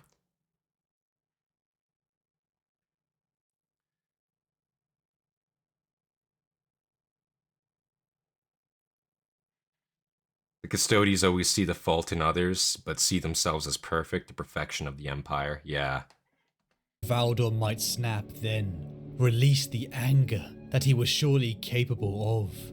Over heartbeats, the two of them held one another's gaze, as if engaged in some hidden test of will. And yet, the task remains before us. Valdor said at last. I came to confer, not to dispute. We know Lupercal will be here soon. You are the Lord Commander. I have invested in me the power of Magisterium. We must speak with one voice from now on, lest further division hamper what preparation remains.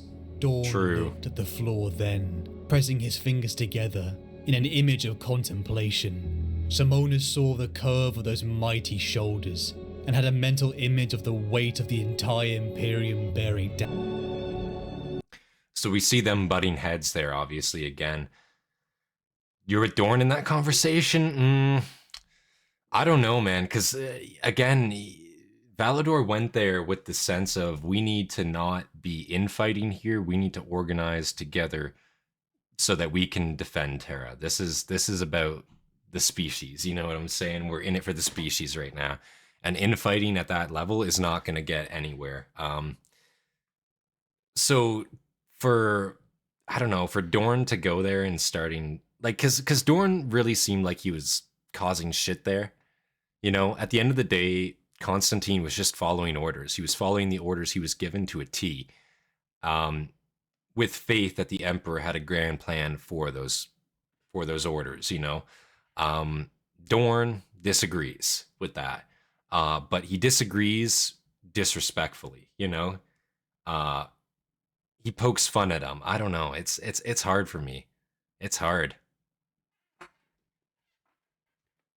I'm with Dorn. Sad Russ is close to coming agreed with Hobbit. Team Dorn. A lot of you guys with Team Dorn.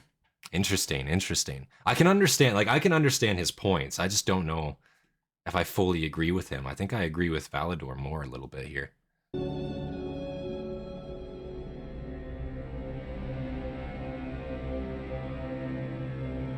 This is why we strip the comfort of religion from humanity. These are the livers of vulnerability that faith cracks open in the human heart. Even a belief in a lie leads us to do good. Eventually, it leads to the truth. That we are a species alone in the dark, threatened by the laughing games of sentient malignancies that mortals would call gods. Rare is the battle where the Emperor's Doorknob? custodians Oh no. outnumber our foes. Yikes. We are ever beset, surrounded upon all sides by heresy and foulness, just as is Terra itself. Yet like the throne world, Dorn wasn't causing shit. He was looking for a reason for why the bulk of the Custodies were wasted in the defense of the webway. Also, he can't lie. He is incapable of it. He's blunt. It is who he is. I suppose that's fair. Again, I don't know if wasted in the defense of the webway. Like, the webway was a pretty important project, but I feel like at this point it was already an abject failure, so they kind of already knew that. So I guess I could agree in that sense. There were 10,000 Custodies, now there's barely 1,000. That is a pretty substantial loss, I will be honest. That's a pretty big fucking oof. Even tactically and on the strategic level, if that's the case, then yeah, then Valdor made a massive fuck up. I didn't know that it was that excruciating. Like, that's a 90% casualty rate. That's not acceptable. Also, if they left, we wouldn't have had the glorious last stand we had. True. just as is Terra itself. Yet like the throne world, we stand resolute, indefatigable, indomitable. Let the enemy come. Let them darken the horizon with their numbers. Still, we will prevail. Warriors in gold, armed with the finest weapons the Imperium had to offer, cleaved apart sentient nightmares in the ruins of a Xenos civilization, alongside their allies, the Sisters of Silence, psychic blanks whose very presence melted away the Immaterium's influence. and contingents from the Mechanicum of Mars. The fighting was brutal. Tides of disgusting, horrifying demons ripped asunder against the men who had fought like lions. Spears were slammed into the floor as servitors rammed in ammunition in the blink of an eye. The glorious 10,000 gave everything they could in the defense of the webway, but it was not enough. Against a tide that would never end, against a force that was infinite. Upon the surface of Terra, Constantin acted as their representation on Terra's war council, a task that he knew was important, but each time reports came back of the fallen, more and more of the friends he knew, perhaps even some who he had trained, it took a toll. The Emperor was silent, locked in concentration upon the Golden Throne. For the first time in Constantin's life, he had no orders. He had to act upon his own interpretation of his master's will. I see. Secrets had played a part in this whole rebellion. So now that he's actually truly in command for his first time, like truly in command for his first time, like he's operating with his own initiative, not with the Emperor's initiative, and he's unsure of how to go about it because he's never really done it before. He's been loyal to a T. Now he's still committing to his job, his task, but obviously circumstantially that might change, and he is still locked to what he believes is his orders. I see. They're inflexible. That's a great way to put it. Yes, they ain't just loyal, they're inflexible. Anthrax Crab. That's a good one. That's a good one. Yeah. I think my biggest criticism of Dorn here is that he doesn't understand Constantine can't disobey an order. That's the thing too, like they are Custodies. They're not allowed to disobey. Like it'd be one thing like, and as the Primarchs like to flaunt, like, oh, we're his children, we're his sons, yes. You would never understand. It's like, yeah, well, that's true to an extent, but that also, in a sense, allows you to disobey in a way. Usually you'll get punished for it still, but like, you know, a Custody it's just not in their nature to disobey. It's not something they can do. I never really considered Magnus doing nothing wrong, shut out both Big E and the Custodies, but now I realize Big Oof, yeah, it's pretty massive. Like, he fucked up a lot.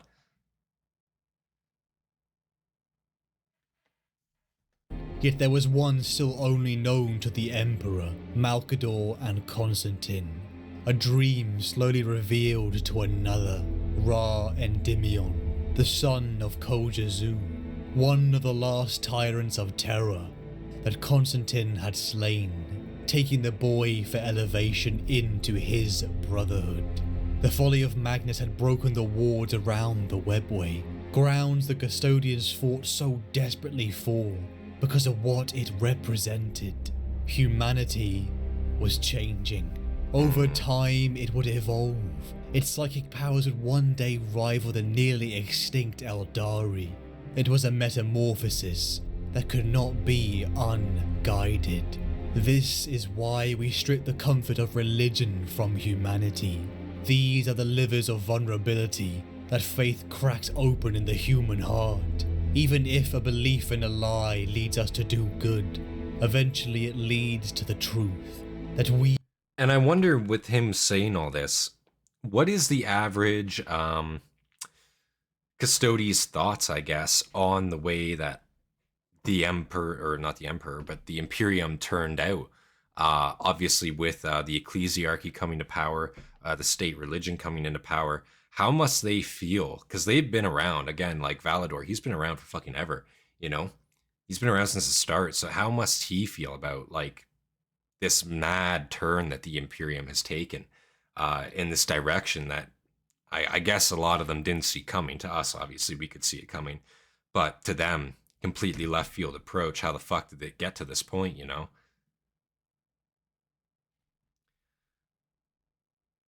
That brings up the earlier point of the bad writing for the burning of Prospero, where Constantine was overly easily convinced to change his orders from capture to kill on Magnus. That's true. That's true. That is a very good point. I think we're starting to see like some of the frailty of the writing come through there for sure. Like a little bit of continuity error there, I guess you could say, but still. Lie leads us to do good. Eventually it leads to the truth, that we are a species alone in the dark, threatened by the laughing games of sentient malignancies that mortals would call gods. Even one group, left unattended, left to the predations of the comfort of religion, could be corrupted, taken advantage of by laughing, malignant gods. The utter hubris of a man trying to control trillions, to chase humanity down until all was within his grasp. A plan to bring the species into the webway, out of the reach of the corruption that would taint our evolution. It was the singular vision at the heart, the dream that the Emperor had told Constantin of long ago. The dream that Magnus's mistake had doomed. It would be very easy to utterly despise the creature or creatures that had doomed your entire species. The primarchs. Damn. After years of fighting, the 10,000 now barely numbered a functional 1,000 custodians. Jesus. The webway foothold was lost, and with a last desperate act, the Emperor had 1,000 human psychers sacrificed to the Golden Throne. Like a blazing star, their king thundered into the webway. The sight, the brilliant aura, renewed the near muscle-locked custodians. With a roar and tide of brilliant spears, they thundered down to follow their king against hell itself. Radiant power that was humanity itself purged miles of the webway corridors, allowing a respite for the survivors to seal the webway gate below Terra. The loss and the strategic decisions angered Rogal Dorn. He was right. The Custodians had bled themselves for a battle they could not win. Yeah. You never resisted it.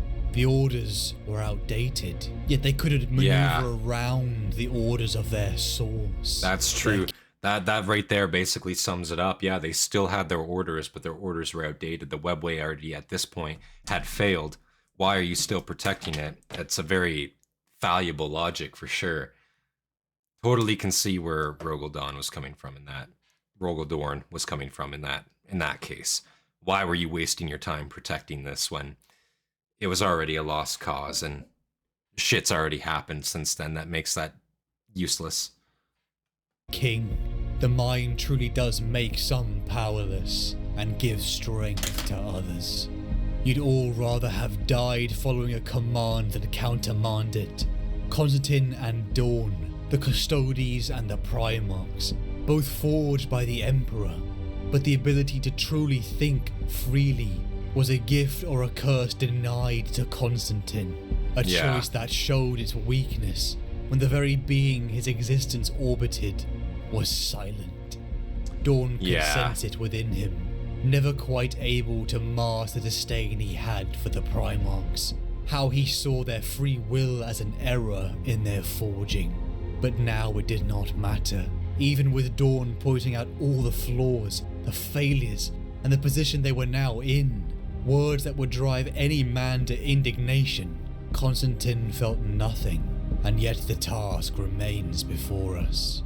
They needed to present a united front. The protection of the Imperium, of the Emperor was all that mattered. I am nothing. The words he spoke to Ushatan centuries ago always remained true.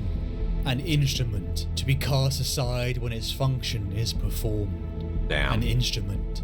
A weapon did not get upset, but nor did a weapon doubt. When all others were panicked, resigned to the fact that they would have to face Horus without guidance, unsure that victory was possible, Constantin was unwavering. He believed, with absolute certainty, that the Emperor would speak. Wow. So he's really, really, really having faith in the Emperor here to come in clutch, to show him the way, to, you know, come and Hail Mary them out of this. I can see why, because again, he's been raised forever to think that way. And also, again, I guess the Emperor has never really led them down the path of destruction before, at least the Custodies directly. So I can see where it's coming from, but yeah, what a fallible logic where it's like, you give these guys a task and they are literally not allowed to follow it because of their loyalty to you. Now you're not allowed to speak. Now what, you know? Goddamn. That if this was the fate given to them, they would face it. Constantin, Malkador, Dawn, Jagatai Khan, and Sanguinius, with all preparations made, found the darkness. Corruption finally creep into the soul system. Legions, once birthed upon Terra, who had fought besides Constantin at the end of the unification of Terra, had come home, bringing death and chaos. The layered defense of the soul system was tested, each stage designed to bleed the traitorous forces as they grew closer to the throne world. Thousands had died, as ships the size of cities clashed in the deafening, hollow, uncaring coldness in the void of space. Damn. Horus, and now the fully corrupted forces of the traitors were in the sky. From the elevated such as Constantin to the ordinary people who just lived on Terra, they saw the drop pods falling like tears of nightmare. Ordnance fell upon the sacred ground of humanity. I imagine that would be the most fucking terrifying thing that you could ever see. Like, probably just ever. Like, drop pods raining from the fucking sky, and like, you know, that's an enemy force that's about to like pop out and like completely annihilate you, especially like from orbit, right? Because they could land theoretically anywhere they want to, right? Like, you know, sky's the limit basically for what you can do from an orbital invasion standpoint. So like, fuck, I imagine that must be one of the most like terrifying things that you could do, you know, like, or do, but be a part of, I guess, is like an orbital fucking siege. Then said, F it, we're packing it up, fellas. Perturbo single-handedly carried the siege for the traitors. Yeah, fair enough. There's always got to be one. Falling like tears of nightmare, ordnance fell upon the sacred ground of humanity's birthplace. The smoke and fire began to clog the atmosphere. Yeah, and then like literally again, like these are chaos forces, so it is literally hell invading your planet, essentially. They were approaching through the smog and fire. They could see them. The traitors, their armor, their weapons, and their features had been contorted. Blood, pus, extra limbs, surgically grafted technology. Their very souls had been poisoned by the influence of laughing, vile entities, the gods of chaos. Undisciplined, bloodthirsty butchers, warriors that reminded Constantin of the Thunder Warriors, unworthy soldiers that needed to be put down. The traitors in their seeing the hundreds Astartes of walk thousands beside those fucking launched themselves demons like against that's the crazy. Lion's Gate spaceport, an ongoing conflict that pitted the brilliant minds of Rogul Dawn and the traitor primarch Perturabo of the Iron Warriors. The loyalists had fought bravely, but they were eventually overwhelmed. The forces of darkness entrenched themselves, and then pressed further towards the heart of the Imperium's capital. Constantin deployed many of his custodians, such as Aemon Taromachian, to scour the grounds of the palace. Strange creatures had been appearing, demons, breaking the boundary between the material and immaterial. Damn. Constantin himself began to hunt them down, using his Apollonian. You know it's bad when you have literal demons like spawning fucking in Terra, in the capital itself. Like, that's fucked, you know? Who won? The traitors were treating him like crap. I mean, yeah, that's probably true. It seems like the traitors had a tendency to treat each other like shit, just in general. But that's just like what I got from it. And a demon Prince Angron screaming towards you, that would be terrifying, yeah. Back to the Goon Cave, I guess. Perturbo, probably. True. Constantin himself began to hunt them down, using his Apollonian spear to slice and pierce the walking abominations. The unfathomable existence of dark, Spawn sentient hacks. thought. The demons, so-called life, Pretty much. flashed through Constantin's mind due to the power of his emperor-gifted weapon. The corruption of chaos clashed against his mind, finding no purchase. Each demon slain was a test of his character, searching through his soul for even the smallest flaw, something no mortal man could ever endure. The days turned into weeks, and then months. Ash and smoke clogged the atmosphere. No matter how long Terra existed, it would never be the same. Scarred by the forces of hell itself. Millions were dead, and the fate of those still living was a thought that I'm would send surprised that only shivers of millions panic died. down your spine. To be completely honest. Constantin met with Rogel Dawn once more. The two had simply become weapons. No time for rest. Both their minds and bodies strained by the demands the Imperium had on them. It was then that Dawn uttered a thought he meant to keep private. We were born for more. It was an unguarded moment, but before Dawn could brush it aside, Valdor held his gaze. In those eyes, Dawn saw a sad hint of sympathy. A moment so utterly human it had no place on a custodian's face. Born to fashion a future and enjoy it, said Dawn. Enjoy it, yes, be part of it, not just its midwives. When we were made, the future was full, and now there is only war.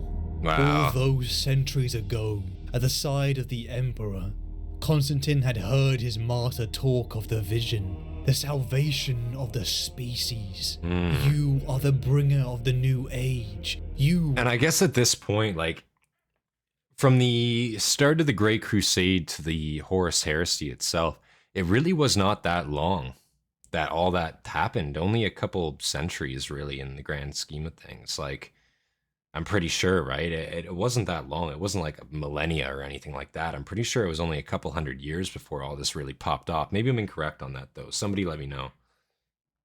Of the species.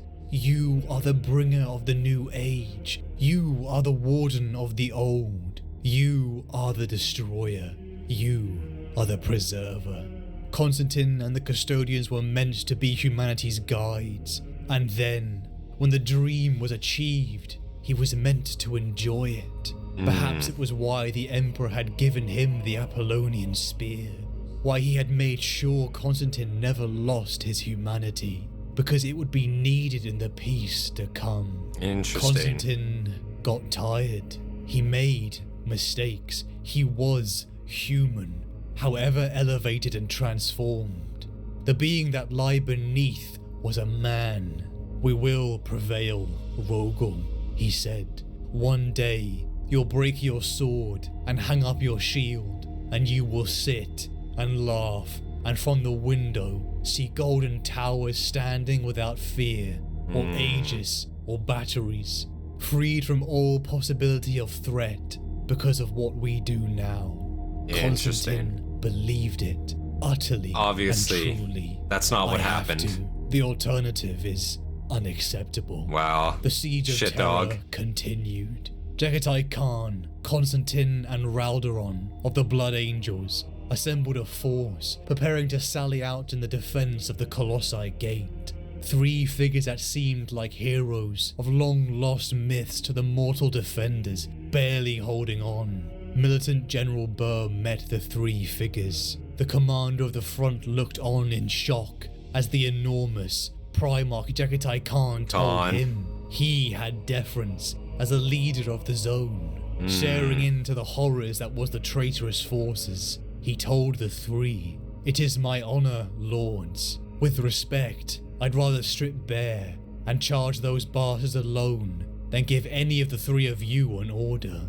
The Khan roared with laughter as Raldoron and Constantin smiled.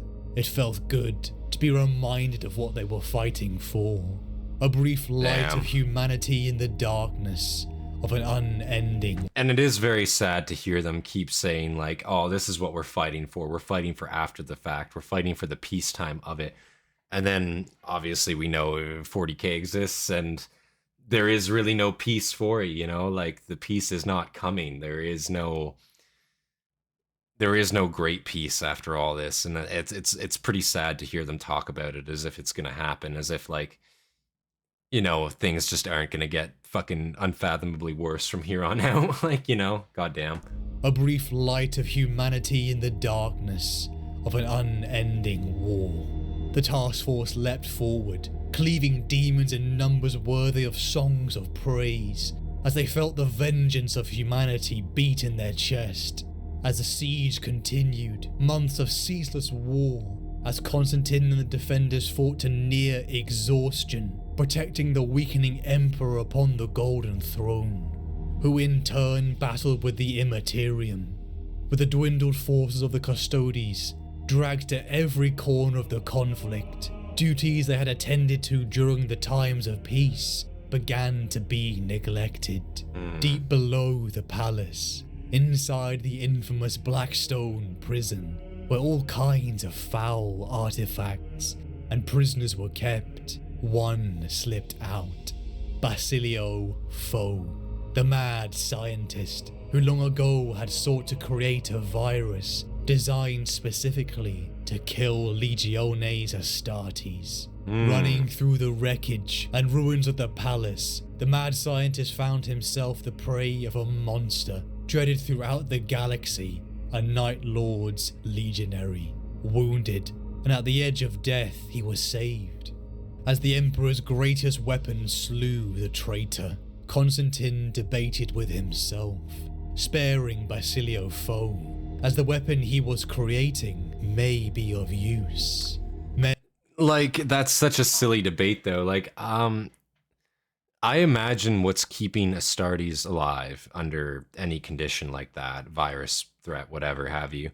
It's probably got to be the respirator inside their mask, allows them to breathe. Obviously, they have biological enhancements which allow them to breathe in toxins, in a sense, and be fine.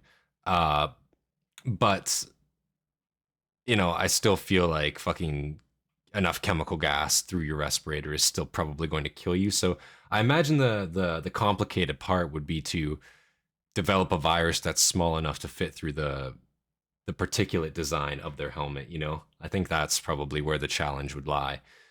Because I feel like biological warfare is one of those things, chemical warfare is one of those things where it's like, you know, if you get it, it'll probably fucking kill you regardless. And in 40k, I imagine you're cooking up some very, very bad virus bombs, that's for sure.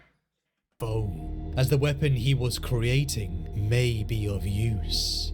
Men ought to be either indulged or utterly destroyed. His warplay must have auto-goon systems. Ought to be such that vengeance cannot be feared. His emperor was silent, and so he would keep any weapon he thought may protect that being he orbited. Even if he respected and even liked some, he wouldn't hesitate to eliminate all the Astartes and even the primarchs. The siege of Terra had reaped a toll that would reverberate throughout the Imperium. The sacrifice of many, from the ordinary to the super soldier, had bought time. The traitor's alliance was falling apart, and in a last gambit, the corrupted War Master Horus lowered the shield upon his flagship, the Vengeful Spirit, baiting the loyalists into a strike they had to take. With Malcador, a figure Constantin had known for centuries, sacrificing himself upon the Golden Throne, the loyalists prepared for their strike. The Emperor, Constantin, Sanguinius and Dawn, alongside the greatest warriors they had left. And it's obviously sad, too, to see Malcador go down in that way. Malcador, probably the greatest mind behind the Emperor, behind the Empire, I should say. You know, sucks to see him go out in such a way where it's like, yeah, we need you on the throne. We need somebody on the throne sitting it. But goddamn, just imagine all the great work that could have been done had even just Malcador survived the heresy. I feel like you'd be looking at an entirely different empire. Boarded the Vengeful Spirit, they prepared to end this heresy. Only in death.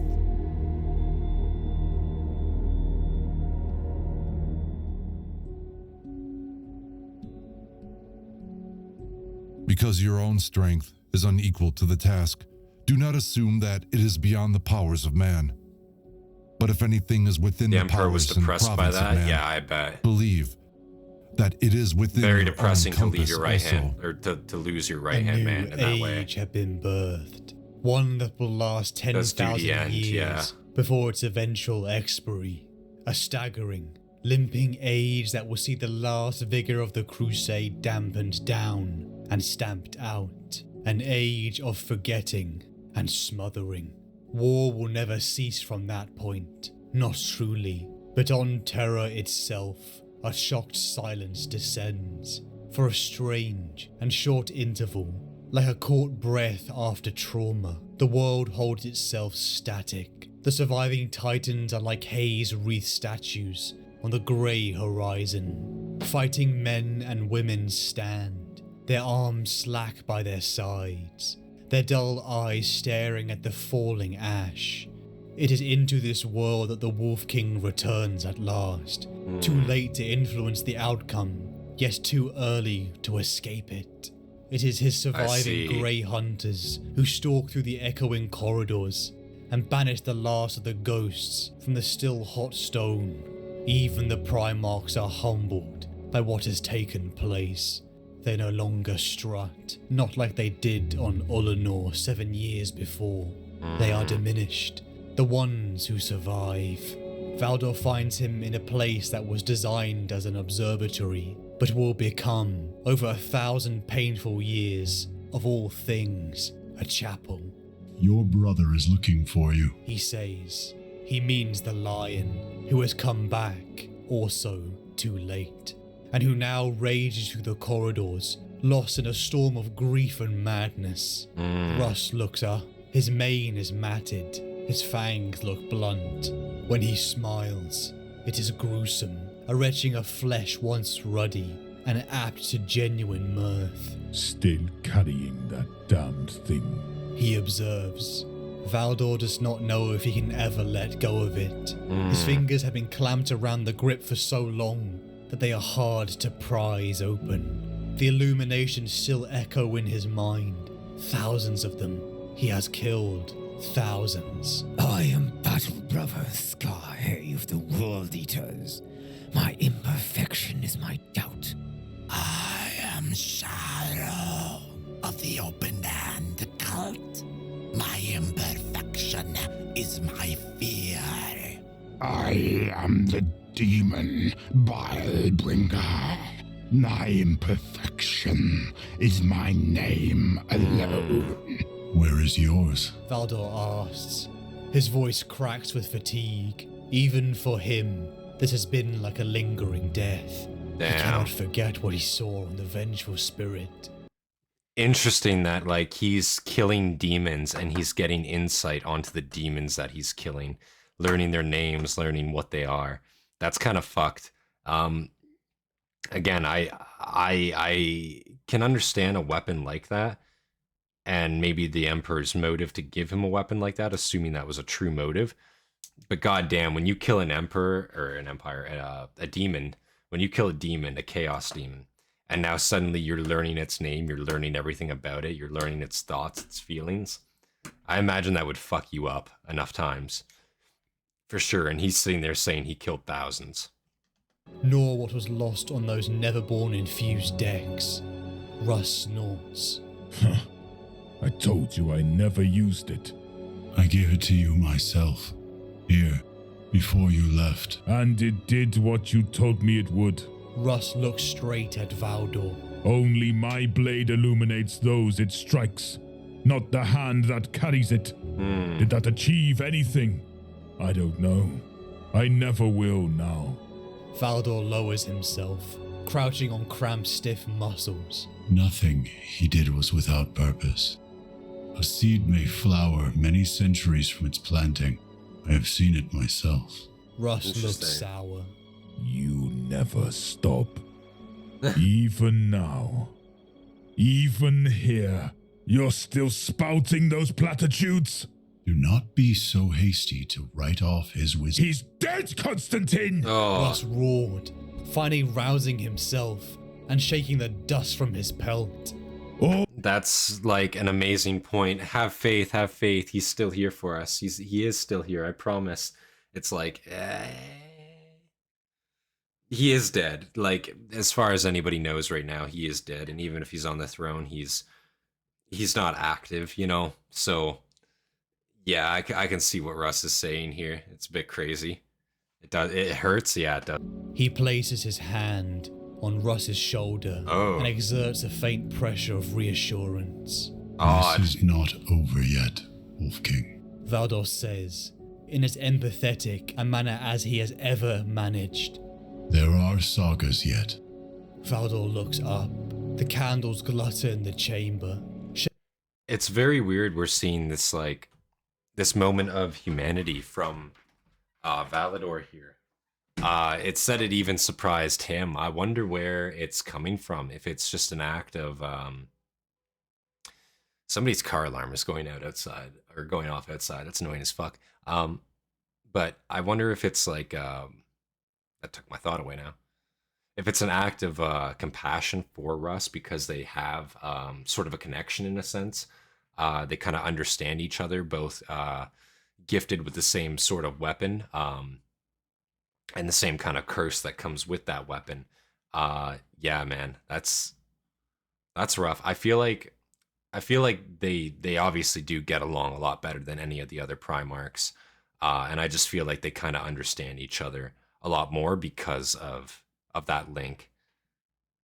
Triumph of Illinois kills me. Awful closed captioning. Yeah, the closed captioning's awful, but it's nice still. Shaken by a cold breeze. Good to have, because again, they literally, you know, they can only follow the words of the Emperor. They were sworn to protect him, sworn to obey him, sworn to listen to him, and now that he's gone, it's like, obviously they still are sworn to protect him, but they're left without purpose. And I guess that's one of the reasons why you would never see them outside of Terra, because they really don't have any other outside goal except that. Nothing, like no one outranks the Custodies in a sense, right? Except the Emperor. They answer only to him, and he is not able to give them an order anymore. So they're kind of there now, you know what I mean? Like they're kind of without purpose in a sense still. Wow. Who had made him is among the worst. Only in death. He whispers before leaving. The Emperor was crippled, interned upon the golden throne as a carrion lord, the price for the destruction of Horus, a sorrow so deep and so soul-haunting washed over the victorious defenders of the Imperium, from the mortals to the Primarchs, such as Leman Russ, all except one, Constantin. He believed that this must have been foreseen. It was impossible that his king did not factor this into his plans. Interesting. From his birth on Terra, Constantin had been taken, transformed into something so far above the limits of a mortal man, but it came at a cost. No joy, no hate, no fear, unbreakable without growth, immortal without passion. A mind of power that didn't have the strength of choice. He never chose to serve the Emperor. There was nothing more for the Emperor to take from him. It was a cost taken for the dream of the species, a dream that needed custodians to protect it. The Emperor had taken much, but there was something he could give him. The Apollonian spear, a tool that kept him tied to his humanity as he waged war from Terra all the way to the stars.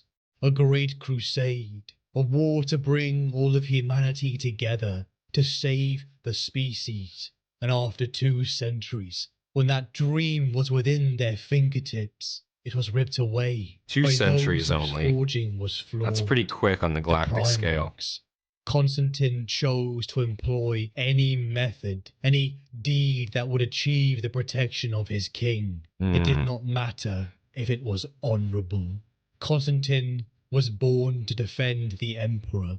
He would let the Imperium and even humanity die for him. Wow. All Constantin did, all he endured, all who he had killed and carried with him in his mind was for the Emperor. But now the Emperor was silent. For so long, Constantin, in his heart of hearts, dreaded that voice, the orders that would command him to do the impossible. But now it was gone.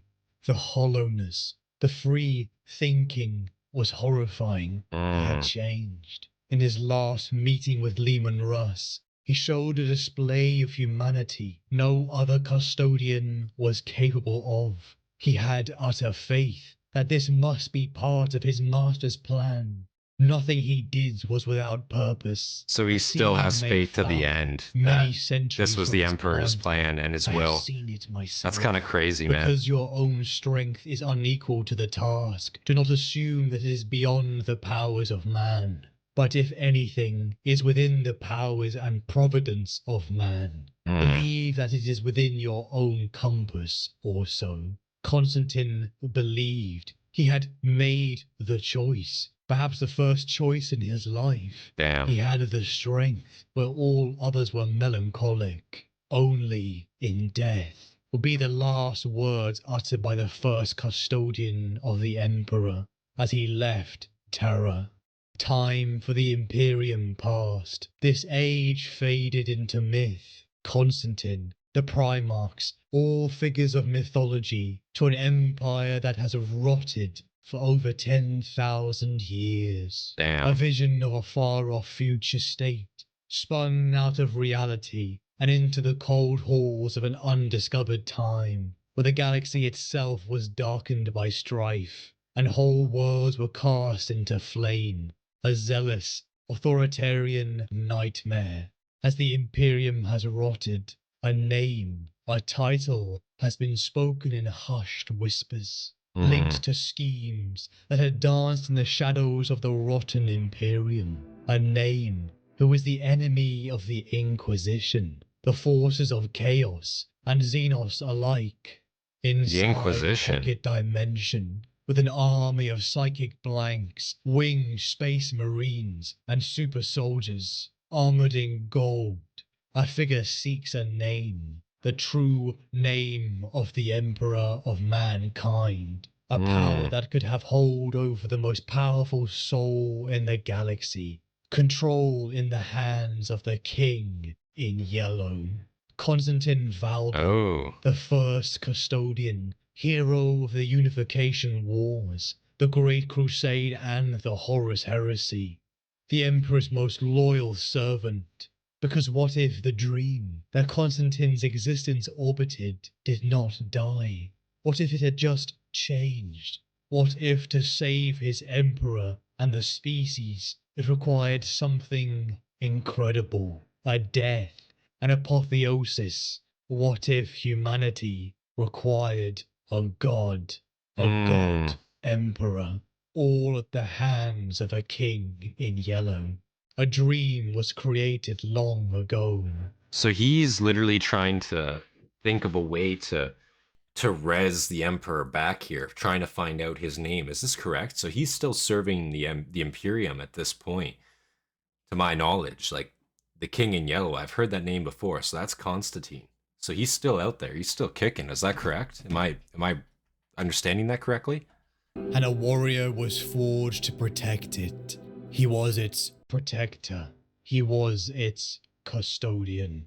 We were born for more, born to fashion a future and enjoy it.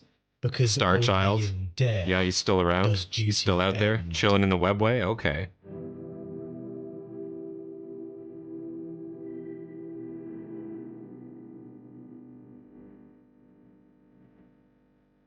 Wow, guys. That was Constantin Valdor. I'm thinking these are just credits here. Looks like it. Wow, guys. That was Constantin Valdor, 40k lore by the Amber King. Fantastic as always. Great voice acting, I have to say. That was fantastic. Holy shit. Again, long one as always, but I don't mind these longer ones. I think this is great. I love getting that in-depth lore and look at of these specific characters. Obviously, we're getting little tidbits of each.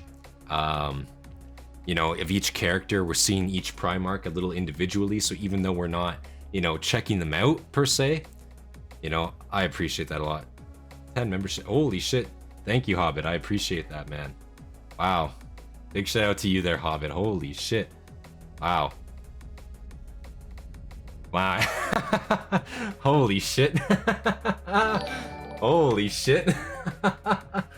Wow, thanks, Hobbit, I appreciate that, man. Wow. Holy shit. But yeah, no, that I love these longer videos. They honestly give so much context to the lore, to the Primarchs. We get to learn a little bit about these like smaller sort of oh wow, holy shit. It's not a competition, boys. Holy shit. Thank you guys, thank you. Wow, thank you guys, I appreciate that a lot. Holy shit. Wow. You guys are getting me off track here. I'm trying to talk about the video, goddammit. No, but again, it's really cool to see all these tidbits, all these like Leman Russ, for example. You get to learn a little bit more about Leman Russ.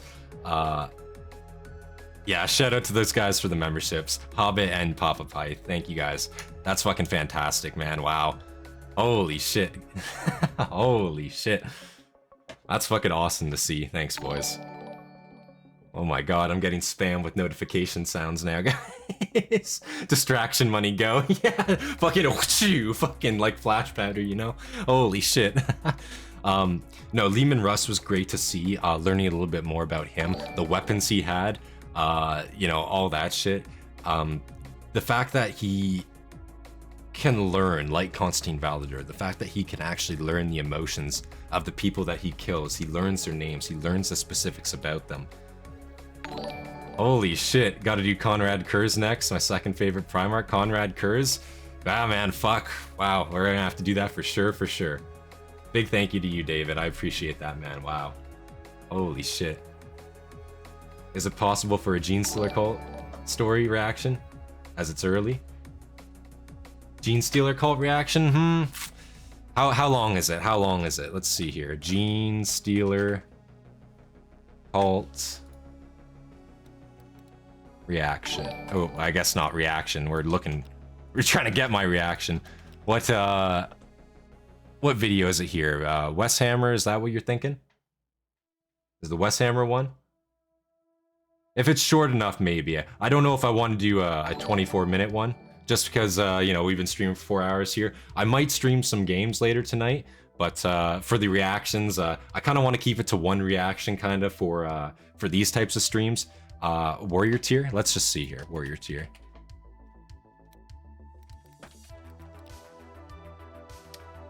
Warrior tier. 13 minutes. We can probably do that. 13 minutes. We can probably do that. That's not terribly long. Yeah, we can do that for sure. For sure. That can be next Saturday for sure. Yeah. Again, Conrad Kurz. That was one of the options up there for that poll, guys. We can definitely do Conrad Kurz next. Again, Amber King. I love Amber King for sure. I'm just going to open that in the next tab there because I want to go back to the recap for Valdor real quick here. Yeah, guys, I thought that was fantastic. The whole story, Magnus's folly. I'm getting so many goddamn notification sounds now. It's tripping me up, boys. But yeah, no, so many cool tidbits in this. Obviously learning more about the history of the unification of Terra, all those time periods throughout. I thought that was fantastic to learn a little bit more about. If you guys have watched any of my other videos, obviously, you know I really like this time period in 40k history. I think it's super, super interesting. The unification of Terra, that Mad Max kind of in-between period, where it's not like super, super advanced, but it's not like, you know, what's the word? Super advanced, but it's not completely depraved either. You have techno warlords and shit like that too. I find that whole time period, that whole setting very, very interesting. So that was great to see. Obviously, the inception of the first Custodies, that was also sick. You know, Valdor himself, all the way through the Unification Wars to the Great Crusade. The Great Crusade, learning just how he was there, how he put down Magnus's Legion. That was crazy to see. Holy shit, you know. what a wild ride Valdor was. I thought this was a great video. Amber King, as always, did a fantastic job on it. Wow, guys. But yeah, Gene Stealer Cult. We can totally check out Gene Stealer Cult right now. 13 minutes. But this will be the last reaction we do tonight for sure. But yeah, we can check this one out for sure, guys. So